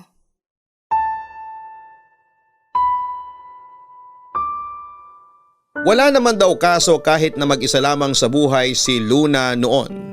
Sa katunayan, Papa Dudut ay mas nasuportahan pa niya ng maayos ang pamilya niya noon dahil iisa lang ang goal niya ng mga panahong yon. At yon ay ang makatulong sa mga magulang niya. Simulat sa Paul ay yun naman talagang naging hangarin niya kaya malaki ang pasasalamat niya na unti-unti na niyang natutupad ang buhay na gusto niyang ipadama sa kanyang pamilya. Maganda ang trabahong pinasukan ni Luna, Papa Dudut.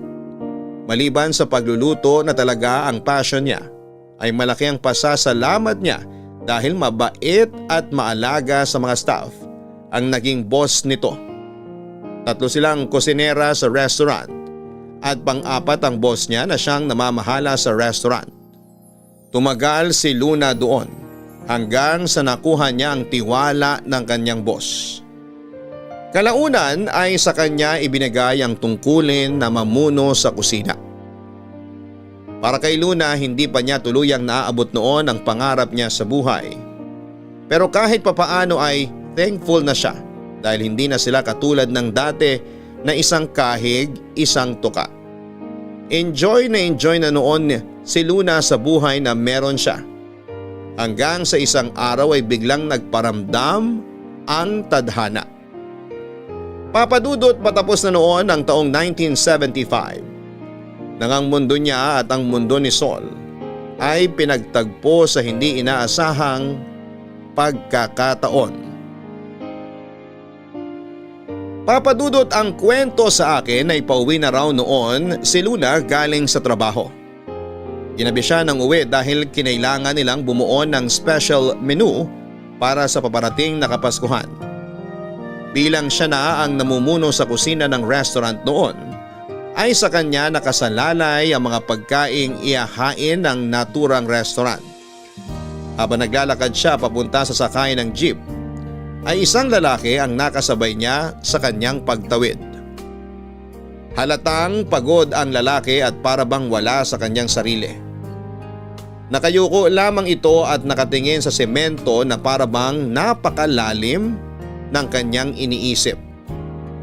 Maya-maya ay bigla itong tumawid ng hindi tumitingin sa kanyang paligid.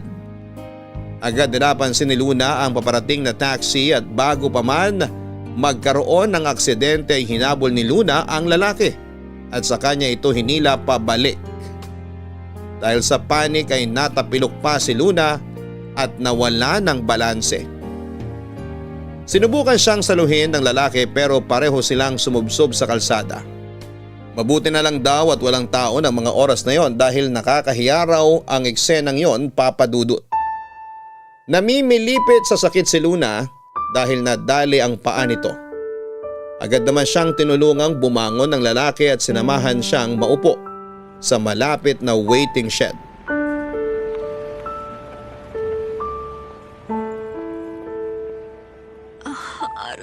Aray ko.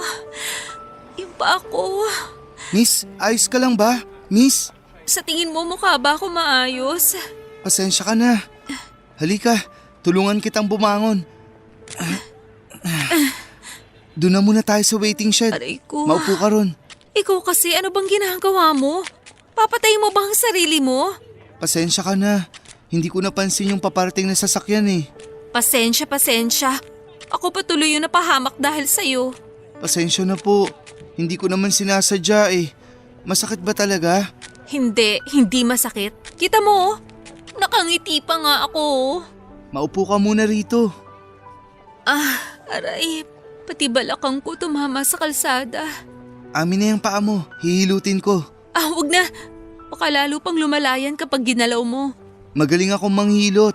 Ako ang nagmamasahe sa mga paa ng tatay ko. Ano nangyari sa tatay mo? Ayun, hindi na makalakad. Sira ulo ka, tapos hihilutin mo tong paa ko? Paano kung hindi na rin ako makalakad? Hindi naman dahil sa paghihilot ko kaya hindi na makalakad si tatay.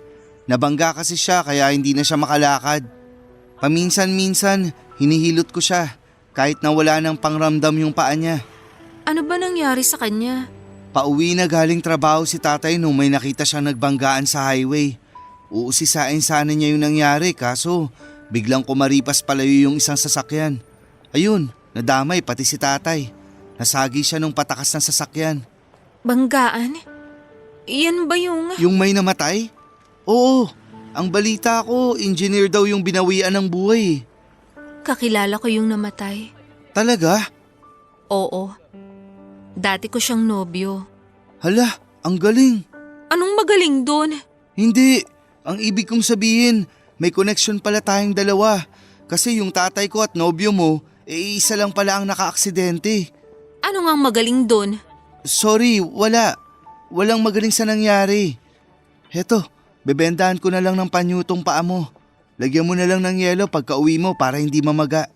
Pasensya ka na, hindi ako tumitingin sa dinadaanan ko. Wala na tayong magagawa. Nangyari na eh. Sa susunod, tumingin ka sa dinadaanan mo bago ka tumawid sa kalsada. Wala lang talaga ako sa wisyo ngayon. Alam ko naman na lahat tayo ay may pinagdadaanan. Pero wag mo naman bigyan ng problema ang pamilya mo kapag ikaw naman yung naaksidente. Alam ko, pasensya ka na talaga. Pasensya na rin sa nangyari sa boyfriend mo. Wala yun. Nga pala, wala ka bang balita sa nakaaksidente sa tatay mo at kay Manuel? Wala pa eh. Ang sabi, mayaman daw kaya hindi mahuli-huli. Baka nga nahuli na pero dahil may kaya, baka di na natin makukuha yung hustisya. Ang hirap talaga kapag wala kang laban sa mayaman.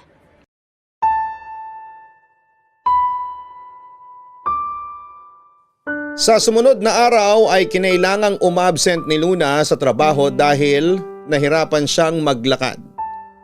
Hindi niya kayang mag-commute kaya nagpaalam na muna siya sa boss niya. 2 araw siyang absent noon sa trabaho niya, Papa Dudut. Halos isumpangan niya si Sol. Kung hindi kasi dahil sa kanya ay hindi sana nasayang ang 2 araw na sahod niya.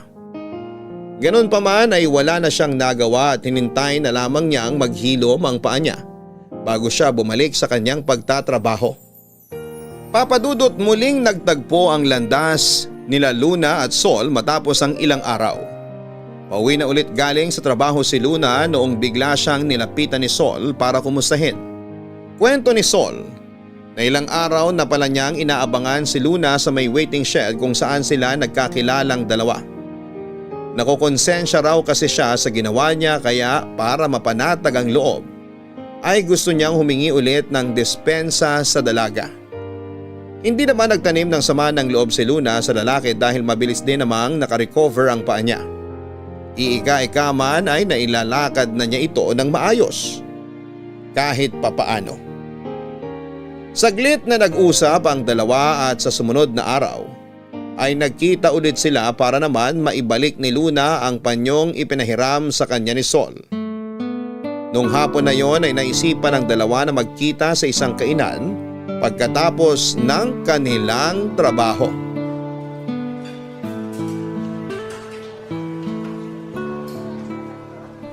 Mabuti naman maayos na yung paa mo. Oo, sinunod ko yung sinabi mong lagyan ng yelo. Pasensya na ulit ha. Babawi na lang ako. Ako na magbabayad dito sa kinakain natin. Wag na, Hayaan mo na akong bumawi. ayoko lang kasi na isipin mo na inaabuso kita. Pero sige, kung gusto mong bumawi, hahayaan kitang bumawi. Wala namang pang-aabusong nangyayari. Isipin mo na lang na ito ang kabayaran sa katanghang ginawa ko nung araw na natapilok ka. Sa bagay, 2 araw din kasi akong absent sa trabaho eh. Kaya marapat lang pala na ilibre mo ko ngayon. Ano ba kasing meron nun at parang wala ka sa sarili mo? May problema ako sa puso eh. Ha? Pero ang bata mo pa. Hindi naman literal. Ah, akala ko naman may sakit ka sa puso. Bakit? Anong nangyari? Yung babaeng mahal ko kasi napunta sa iba. Ganun ba? Bakit mo siya hinayaang mapunta sa iba? Wala eh. Hindi kasi kami bagay para sa isa't isa. At paano mo naman nasabi yan? Mayaman siya, tapos mahirap lang ako. Hindi naman problema yun eh. Kapag nagmamahalan kayo, malalampasan niyo ang bawat problemang ibabato sa inyo. Hindi yun ganun kadali. Hindi naman to drama sa radyo na nagkakatuluyan ng mga taong langit at lupa ang pagitan. Hindi mo siguro kasi ipinaglaban, kaya ganun na nangyari. Ikaw ba? Anong gagawin mo kung kunwari ako yung boyfriend mo tapos bigla mong nalaman na nagkaroon ako ng anak sa ibang babae? Siyempre, masasaktan. Ako yung karelasyon mo. Paano ka magkakaroon ng anak sa iba? Ibig lang sabihin nun, niloloko mo ko at para sa akin kapag niloko mo ko, hindi na kita pagbibigyan pa. Kung ganun, tama lang pala yung ginawa ko. Sandali. Ibig mong sabihin na buntis siya ng ibang lalaki? Yung babaeng mahal mo? Oo, ganun na nga nangyari. Gusto naman niyang salbayin yung relasyon namin. Gusto niyang makipagtanan sana, kaso hindi ako tumuloy kasi nga nalaman ko may bata na sa sinapupunan niya. Pero mahal mo pa rin ba siya hanggang ngayon? Oo, mahal na mahal. Kaya nga ako nagkakaganito eh. Ang daming katanungan sa isipan ko ngayon. Paano kung tinanggap ko na lang yung bata? Paano kung nagtanan na lang talaga kaming dalawa? Baka sakaling hindi na ako nasasaktan ngayon. Alam mo, maganda yung naging desisyon mo. Bakit mo naman nasabi? Ang bata, nabubuo sa pamamagitan ng 2 tao. Maliban na lang kung pinuwersa yung ex mo na mukhang hindi naman base sa pagkakakwento mo. Ibig sabihin nun, hindi tapat sa'yo yung babae. Hindi rin. Alam ko na mahal ako ni Belen. Pero nagkaroon siya ng anak sa ibang lalaki, tama ba? Tama, pero... Doon pa lang, tama lang ang ginawa mong desisyon. Mahirap ka, oo. Pero kahit na ganun, karapatan mo pa rin magkaroon ng karelasyon na tapat at walang halong panluloko. Maniwala ka sa akin, marami pang babae dyan. Ay, marami nga. Pero iilan lang ang katulad ni Belen. Kung ako sa'yo, kalimutan mo na yung Belen na yan. Ikaw ba? Nakalimutan mo na ba agad yung nobyo mo? Iba naman yung sa amin eh. Nawala sa akin si Manuel hindi dahil nagloko siya, kundi dahil sumakabilang buhay na siya. Pero mahal mo siya. At ganun din ako. Mahal ko si Belen. Sana maintindihan mo yun. Naiintindihan kita. Pasensya na kung masyado ako nang hihimasok. Tama naman yung mga sinabi mo. Masakit nga lang marinig ang katotohanan.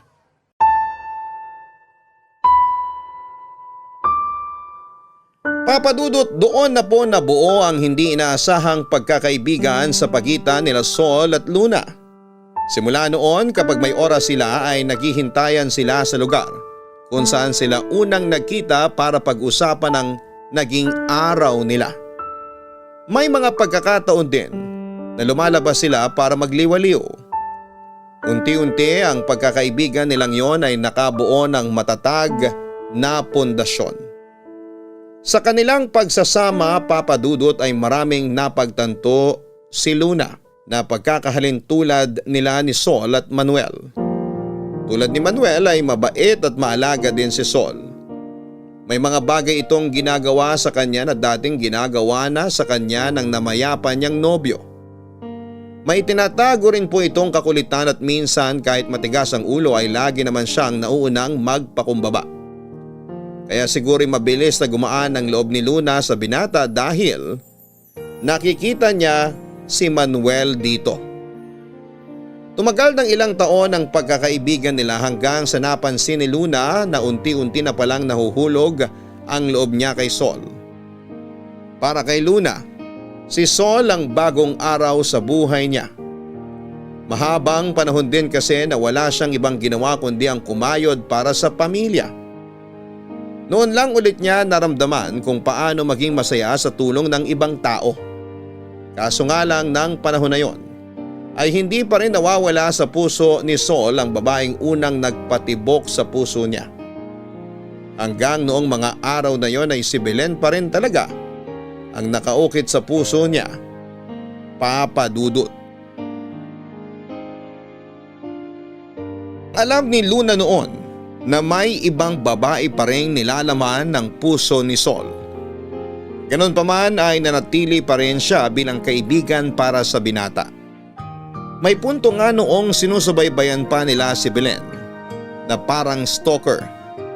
Nung nakita ni Luna kung ano ang itsura ni Belen ay saka lang niya na-gets kung bakit hirap pa si Sol na pakawalan ang babae sa buhay niya. Sobrang ganda daw kasi ni Belen, Papa Dudut. Parang modelo ang dating, parang anghel. Parang sa kanya na ibinuhos lahat ng kagandahan sa mundo. Kaso nga lang kahit anong gawin ni Sol ay kasal na ito. May anak na si Belen at may sarili ng pamilya. Maganda na ang buhay nito kasama ang asawa niya. Masakit para kay Luna na makitang nasasaktan pa rin noon si Sol tuwing nakikita niyang masaya na si Belen sa sarili nitong buhay. Pero ang mas masakit pa para sa kanya ay nandun naman siya na pwedeng pumuno sa sugatan niyang puso. Kaso nga lang ay hindi ito makita ni Sol dahil bulag pa siya sa pagmamahal nito para kay Belen. Ang ginawa na lang ni Luna ay tinulungan niyang binata na mag-move on. Tinuruan niya si Sol kung papaano gawin at lutuin ang mga paborito niyang pagkain. Nahilig din noon sa pagkatanim si Luna kaya ibinahagi rin niya ang hobby niyang yon sa binata. Ang nakakatuwa, Papa Dudut, kahit na hindi naman daw talaga interesado si Sol sa mga ipinagagawa sa kanya noon ni Luna, ay sinasabayan pa rin niya ito. Kahit papaano ay nakatulong daw naman yon para matanggal sa isipan niya si Belen. Sa mga araw na magkasama sila ay mas lalo pang lumalim ang pagkagusto ni Luna kay Sol. Dahil wala na siyang ibang mapagsabihan tungkol sa nararamdaman niya ay nilapitan niya ang kaibigan niyang si Patricia para magpatulong sa lumalalang pagkagusto niya para kay Sol. Patricia, may tanong ako sa'yo. Ano yun? Paano kung umiibig ka sa taong may iniibig ng iba? Anong gagawin mo? Hoy, bawal yun! Bawal mang-agaw ng pagmamayari ng iba. Hindi naman siya pagmamayari ng iba. Tsaka wala naman akong aagawin kung sakali. Ang tinatanong ko sa'yo, paano kung nahuhulog na yung loob ko sa isang tao na iba naman ang gusto? Sandali lang. Ito bang katanungan mong to may halong katotohanan o tanong lang ba talaga? Totoong tanong. May minamahal na ulit tong puso ko. Totoo! Congrats! Huwag ka muna magsaya. May problema nga eh. Oo nga pala. Ano ulit yung tanong mo? Ganito kasi. May nakilala akong lalaki. Pangalanan natin yung lalaking yan, ha? Sino siya? Si Sol. Nakilala ko lang siya sa daan habang pauwi ako noon. Itong Sol na to, nagustuhan mo dahil… Dahil mabait siya. Marami siyang katangian na halos kapareho ng kay Manuel. Kaso hindi ka niya gusto. Hindi ko alam. Hindi pa naman niya alam na may gusto ako sa kanya eh. Kaya hindi ko rin malalaman kung may gusto siya sa akin ngayon. Basta ang alam ko, yung puso niya ay tumitibok pa rin hanggang ngayon para sa ibang babae. Naku, mahirap yan. May kaagaw ka eh. Pero yung babaeng yun kasal na sa ibang lalaki. Sandali. Naguguluhan ako. May gusto kang lalaki. Si Sol, tama? Oo. Tapos si Sol naman, may gustong ibang babae? Oo, si Belen. Gusto niya si Belen. Tapos itong si Belen may asawa na. Oo, meron na, si Frank. Pero mas nauna si Sol na nagmahal kay Belen. Pumangalawa lang si Frank. Pero si Frank ang pinili at hindi si Sol. Si Sol dapat ang pipiliin niya kaso nabuntis siya kay Frank. Kaya wala siyang ibang pagpipilian kundi ikasal kay Frank. Pero, ano nang sitwasyon ngayon? Sino-sino nang magkakasama? Sa ngayon, mag-asawa na sina Belen at Frank. Si Sol, nananatiling sawian ng puso. Tapos ikaw naman, umiibig na kay Sol. Ganun na nga. Ano sa tingin mong dapat kong gawin? Kung wala naman na palang pag-asa si Sol kay Belen, kasi sabi mo nga kasal na siya, may tsansa ka. Paano? Umamin ka sa kanya. Ayoko. Baka mamaya hindi pala niya ako gusto. Baka masira lang yung pagkakaibigan namin. Kung ayaw mong umamin, iparamdam mo na lang sa kanya yung pagmamahal mo. Hindi naman siguro siya manhid para hindi niya mapansin na nagkakagusto ka na sa kanya. Paano ko ipaparamdam? Paano ka ba magmahal? Kung ano yung ginagawa mo para sa mga taong mahal mo, gawin mo sa kanya. Kung wala pa rin mangyari, baka hindi talaga siya para sa'yo. Ganito na lang. Imbitahan mo siya sa birthday ko nang makilala ko siya. Akong gagawa ng paraan para mas mapalapit kayo sa isa't isa.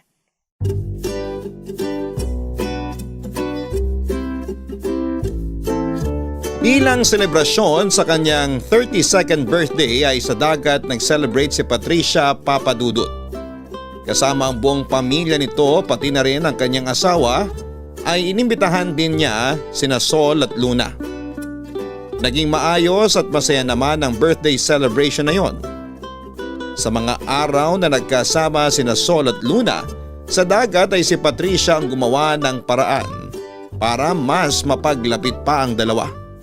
Pero ang masayang araw na yon ay agad ding natapos nung isang bagyo ang hindi nila inaasahang dumating sa Pilipinas. Walang kamalay-malay noon sina Luna sa paparating na dilubyo. Bigla na lang daw noong kumulimlim at nagsimulang bumuhos ang ulan. Lumakas ang ulan na sinamahan pa ng nakakatakot na lakas ng hangin.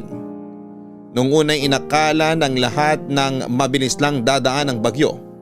Pero hindi nila inaasahan ang mabilis na pagbaha sa lugar na kanilang tinutuluyan. Pagsapit ng gabi ay abot bewang na ang tubig kaya nagpa-rescue na ang pamilya nila Patricia. Mabilis na lumubog ang tinutuluyan nilang bahay kaya kinailangan nila na umakyat sa bubungan. Isang rescuer naman ang agad na dumating para tulungan sila. Kaso nga lang ay hindi sila nagkasya sa rescue boat. Sa huli ay si Sol na ang nagpa siyang magpaiwan dahil ayaw namang umalis ni Luna na hindi kasama si Sol ay sinamahan niya ang binata. Nangako naman ng rescuers na babalik agad sila pagkatapos nilang maihatid sa evacuation sina Patricia Papadudut.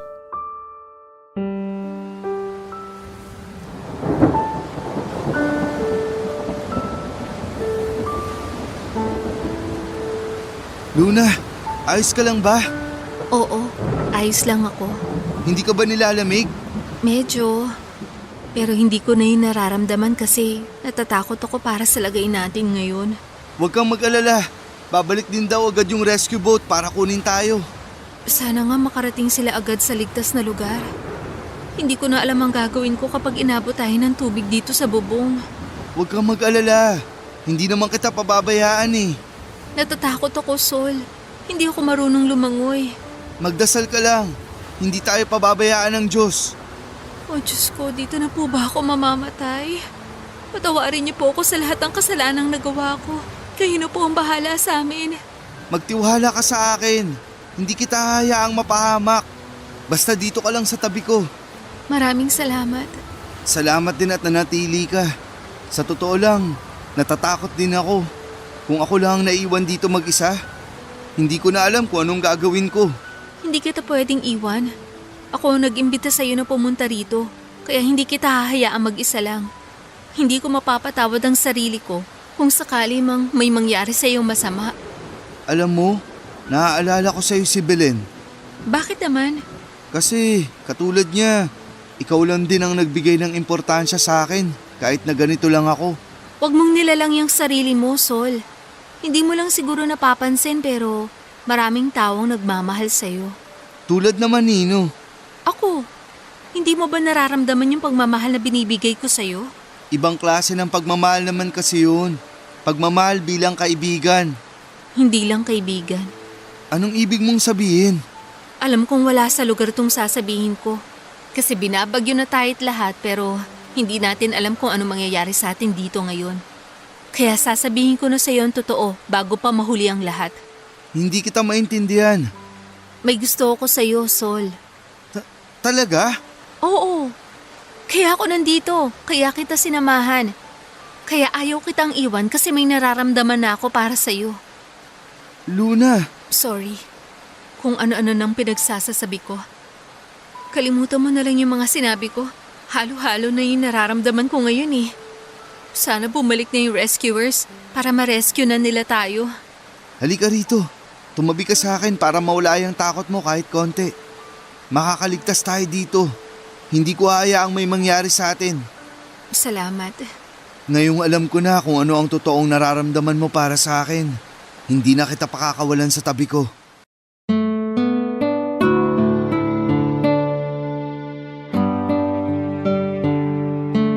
Papadudot hindi na raw po bumalik ang rescue boat noong gabing yon. Nanatili sina Sol at Luna sa bubong ng tinutuluyan nilang bahay. Sa ilalim ng malakas na hangin at ulan. Kahit na sobrang lamig, walang ilaw at walang kasiguraduhan. Sa kanilang kaligtasan ay parehong hinintay ng dalawa na mag-umaga. Halos 15 oras silang nanatili sa lugar na yon bago sila naisalba ng mga rescuers. Pagkarating nila sa evacuation center ay sari-saring emosyon ang naramdaman ni Luna. Marami ang tulala, umiiyak at hindi alam ang gagawin. Agad na hinanap ni Luna sina Patricia sakalang siya nakahinga nung muli niyang nakita na safe ang dating amo niya. Kaso nga lang ay isa sa kanila ang nawawala, Papadudot. Walang iba kundi si Patricia. Doon na napansin ni Luna na may mali. Namumugto ang mata ng nanay ni Patricia samantalang hindi naman mapakali ang asawa nito sa pakikipag-usap sa mga otoridad. Saka na lamang nalaman ni Luna ang nangyari nang makausap nito ang mga dati niyang amo. Kaya pala hindi na bumalik ang rescue boat ng gabing yon ay dahil tumaob pala ito dulot ng lakas ng ragasan ng tubig. Nakaligtas naman ang mga sakay nito maliban kay Patricia na mabilis na inanod ng tubig. Papadudot October 20 nung nangyari ang bagyo. Pero October 31 na nahanap ang mga labi ni Patricia. Isa raw ang sakunang yon sa mga hinding-hindi makakalimutan nila Sol at Luna sa buong buhay nila, Papadudot. Mula sa kasiyahan ay nauwi ang pagtitipon na yon sa isang trahedya. Nawalan sila ng kaibigan pero kasabay nito ay isang realization din ang napagtanto ng dalawa sa kalagitnaan ng dilubyo. At yun ay kung gaano sila kahalaga para sa isa't isa. Pagkatapos ng nangyari, saka lang nalaman ni Luna kung gaano pala kalala ang nangyaring bagyo. Ang bagyong Kading ang maituturing na pinakamalakas na bagyong nanalanta sa Pilipinas ng taong yon, Papadudot. Marami ang napinsalang kabahayan, marami ang namatay at nawala at isa na nga po sa mga binawian ng buhay ng panahong yon ay si Patricia na matalik na kaibigan ni Luna. Damang-dama ko ang sakit na nararamdaman ni Luna nang ikinuwento niya sa akin ang pagkawala ng best friend niya. Napakalaki raw kasi ng naging ambag ni Patricia sa buhay ni Luna At ang lahat ng ito ay araw-araw niyang pinagpapasalamat. Ilang araw na pinagluksa ni Luna ang pagkamatay ni Patricia at sa mga araw na mabigat ang kalooban nito ay kailanman ay hindi siya iniwan ni Sol, Papa Dudut.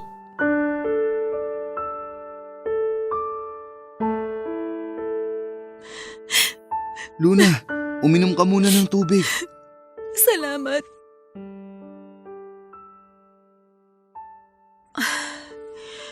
Hindi pa rin talaga naniniwala tong isipan ko na wala na si Patricia. Nakikiramay ako sa iyo sa pagkawala ng kaibigan mo. Salamat. Salamat at hindi mo ako iniwan, Sol.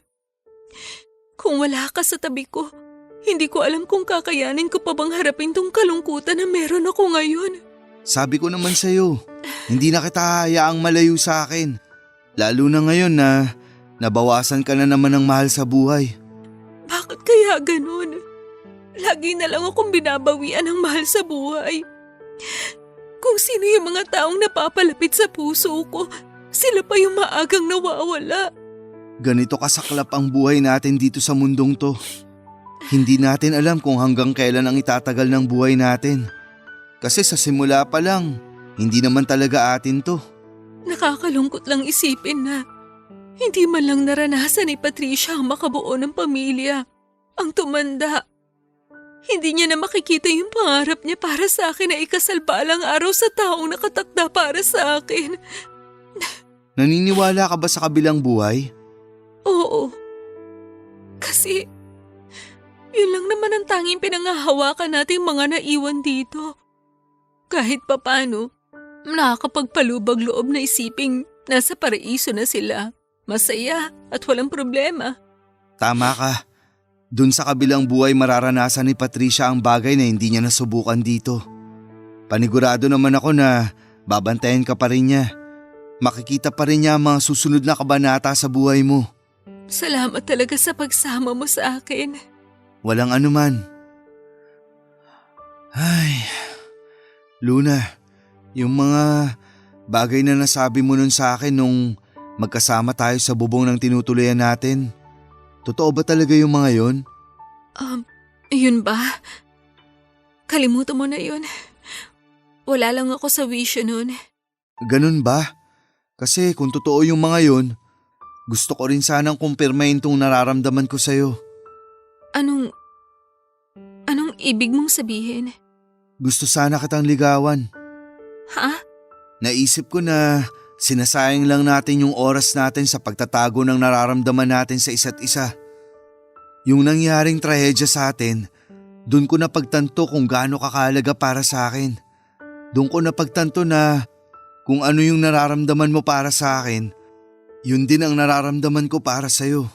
Sol. Kaya sana, hayaan mo akong ligawan kita para mapatunayan ko sa'yo ang sinseridad ng mga sinasabi ko.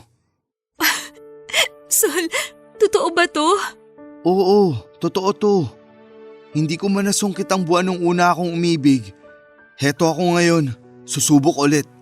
Kaya sana, bigyan mo ako ng pagkakataon na ipakita naman sa'yo ang pagmamahal ko. Pumapayag ako magpaligaw sa'yo. Maraming salamat, Luna. Kung nandito lang sana si Patricia, matutuwa siya sa nangyayari ngayon. Natitiyak kong nakangiti na siya ngayon sa langit. Simula ngayon, ako na ang magiging sandalan mo. Ako na ang magbibigay ng liwanag at saya sa buhay mo. Ibibigay ko sa iyo ang isang bagay na matagal nang nawala sa iyo. At yun ang muling magtiwala sa pag-ibig.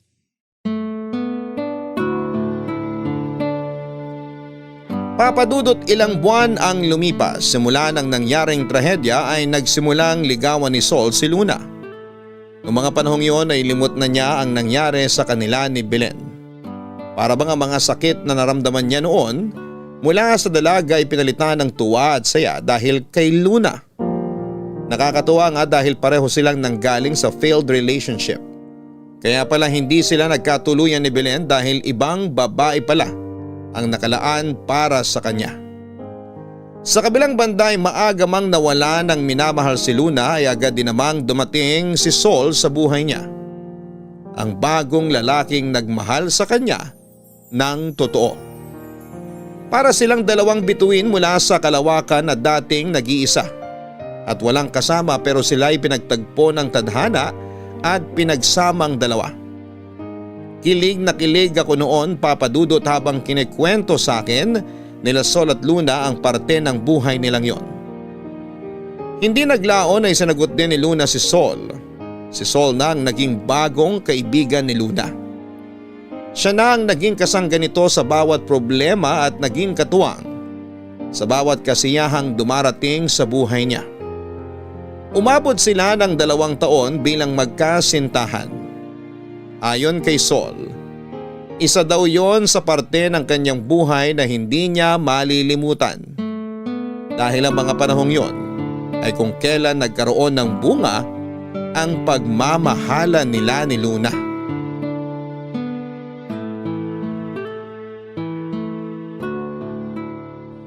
Luna? Luna, anong ginagawa mo rito sa bahay? Andyan ka na pala. Kanina pa kita hinihintay. Bakit hindi ka pumasok? Halika, pumasok muna tayo sa loob. Wag na. Dito na lang muna tayo sa labas mag-usap. Bakit? May problema ba? May gusto sana akong sabihin sa'yo. Ano yun? Sol, sa tingin ko nagdadalang tao ako ngayon. Ha? Paano mo nasabi? Nagpatingin ka ba? Oo. Nagpatingin ako sa manghihilot. Ang sabi niya, may sintomas daw ako ng pagbubuntis. Ilang araw na rin akong hindi dinadatnan. Tsaka palagi akong nahihilo at nagsusuka pagkagising ko sa umaga. Totoo ba? Buntis ka talaga? Sa tingin ko, oo. Magiging tatay na ako? Hindi ka ba natatakot? Bakit naman ako matatakot? Kung ano ang nandyan sa sinapupunan mo ngayon, yan ay bunga ng pagmamahalan nating dalawa. Pero hindi pa natin kaya magkaroon ng sariling pamilya sa ngayon. Biyaya yan mula sa itaas. Kung ibinigay sa atin to ng ganito kaaga, sino ba naman tayo para questionin yun, di ba? Tsaka pareho naman tayong may trabaho. Kaya naman natin buhayin ng bata kung sakali. Ano na lang ang sasabihin ng ibang tao? Mas mauuna pa tayo magkaroon ng anak bago tayo ikasal. Kung gusto mo, magpakasal na tayo ngayon din. Saan naman tayo kukuha ng ipangkakasal natin? Pareho naman tayong walang ipon. Hindi naman natin kailangang ikasal agad sa simbahan eh. Pwede namang sa uwis. Unahan na natin yung mga taong mapanghusga. Kung may masabi man sila, ang mahalaga, legal na tayo kung sakali. Sigurado ka na ba rito? Matagal na akong sigurado sa'yo, Luna. Huwag kang matakot. Ano bang ikinababahala mo? Yung mga tsismosa? Hayaan mo silang magtsismisan. Kung ako ang tatanungin mo, handang-handa na ako maging tatay. Handa na ako maging asawa mo. Di ba nga, palagi nating sinasabi na maikli lang ang buhay? Kaya bakit pa natin patatagalin to kung pwede nang gawin ngayon? Ay, tama ka nga. Biyaya to mula sa Diyos, hindi tayo dapat natatakot. Pero para makasiguro tayo, gusto mong samahan kitang magpatingin sa klinik? Libre ang check-up dun. Pwede ba? Oo, pwede tayong pumunta sa Biyernes. Sige, para makumpirma na ang lahat. Sabik na akong malaman kung anong magiging anak natin. Ano sa tingin mo? Babae o lalaki?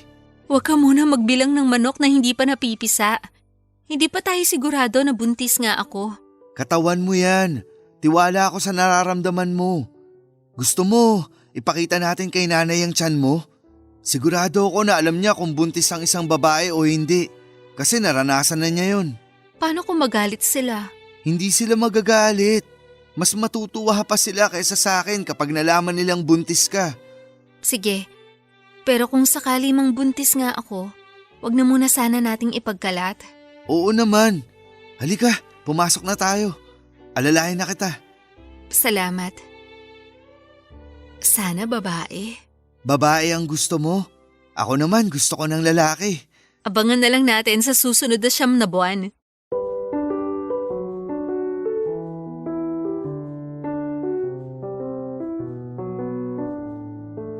Papadudot na kumpirma na buntis nga si Luna ng mga panahong yon.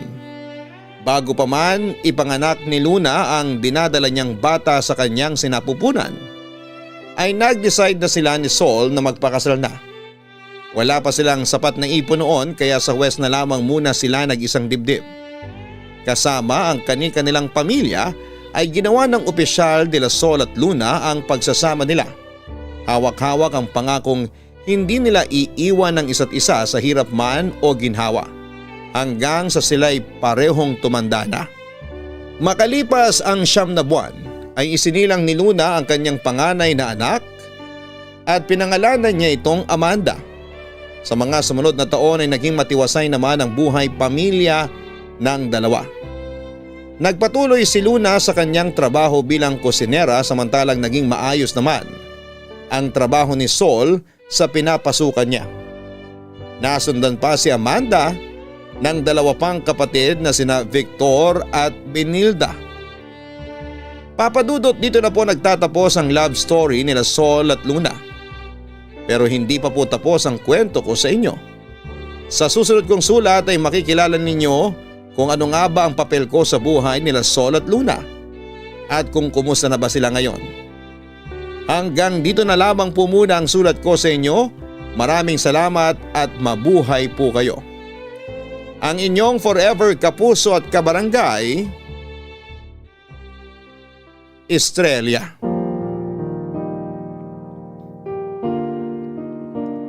May mga bagay talagang sadyang hindi nakalaan para sa atin, pero wag sana tayong panghinaan ng loob. Dahil pagkatapos ng mga kabiguan ay sigurado akong susundan ito ng mga bagay na matagal nang nakaplanong mapa sa atin. Magtiwala lang tayo sa plano ng Panginoon. Dahil ang mga planong inihanda niya para sa atin ang siya talagang nakatakdang mapapa sa atin. Hanggang sa muli mga kapuso, ako po ang inyong si Papa Dudut sa mga kwento ng pag-ibig, buhay at pag-asa sa Barangay Love Stories number 1. Sabay-sabay nating pakinggan ang iyong kwento ng pag-ibig, buhay at pag-asa. Ipadala lang sa barangaylovestories@yahoo.com. Nagustuhan ng iyong napakinggan? Ituloy yan via live stream sa www.gmanetwork.com/radio.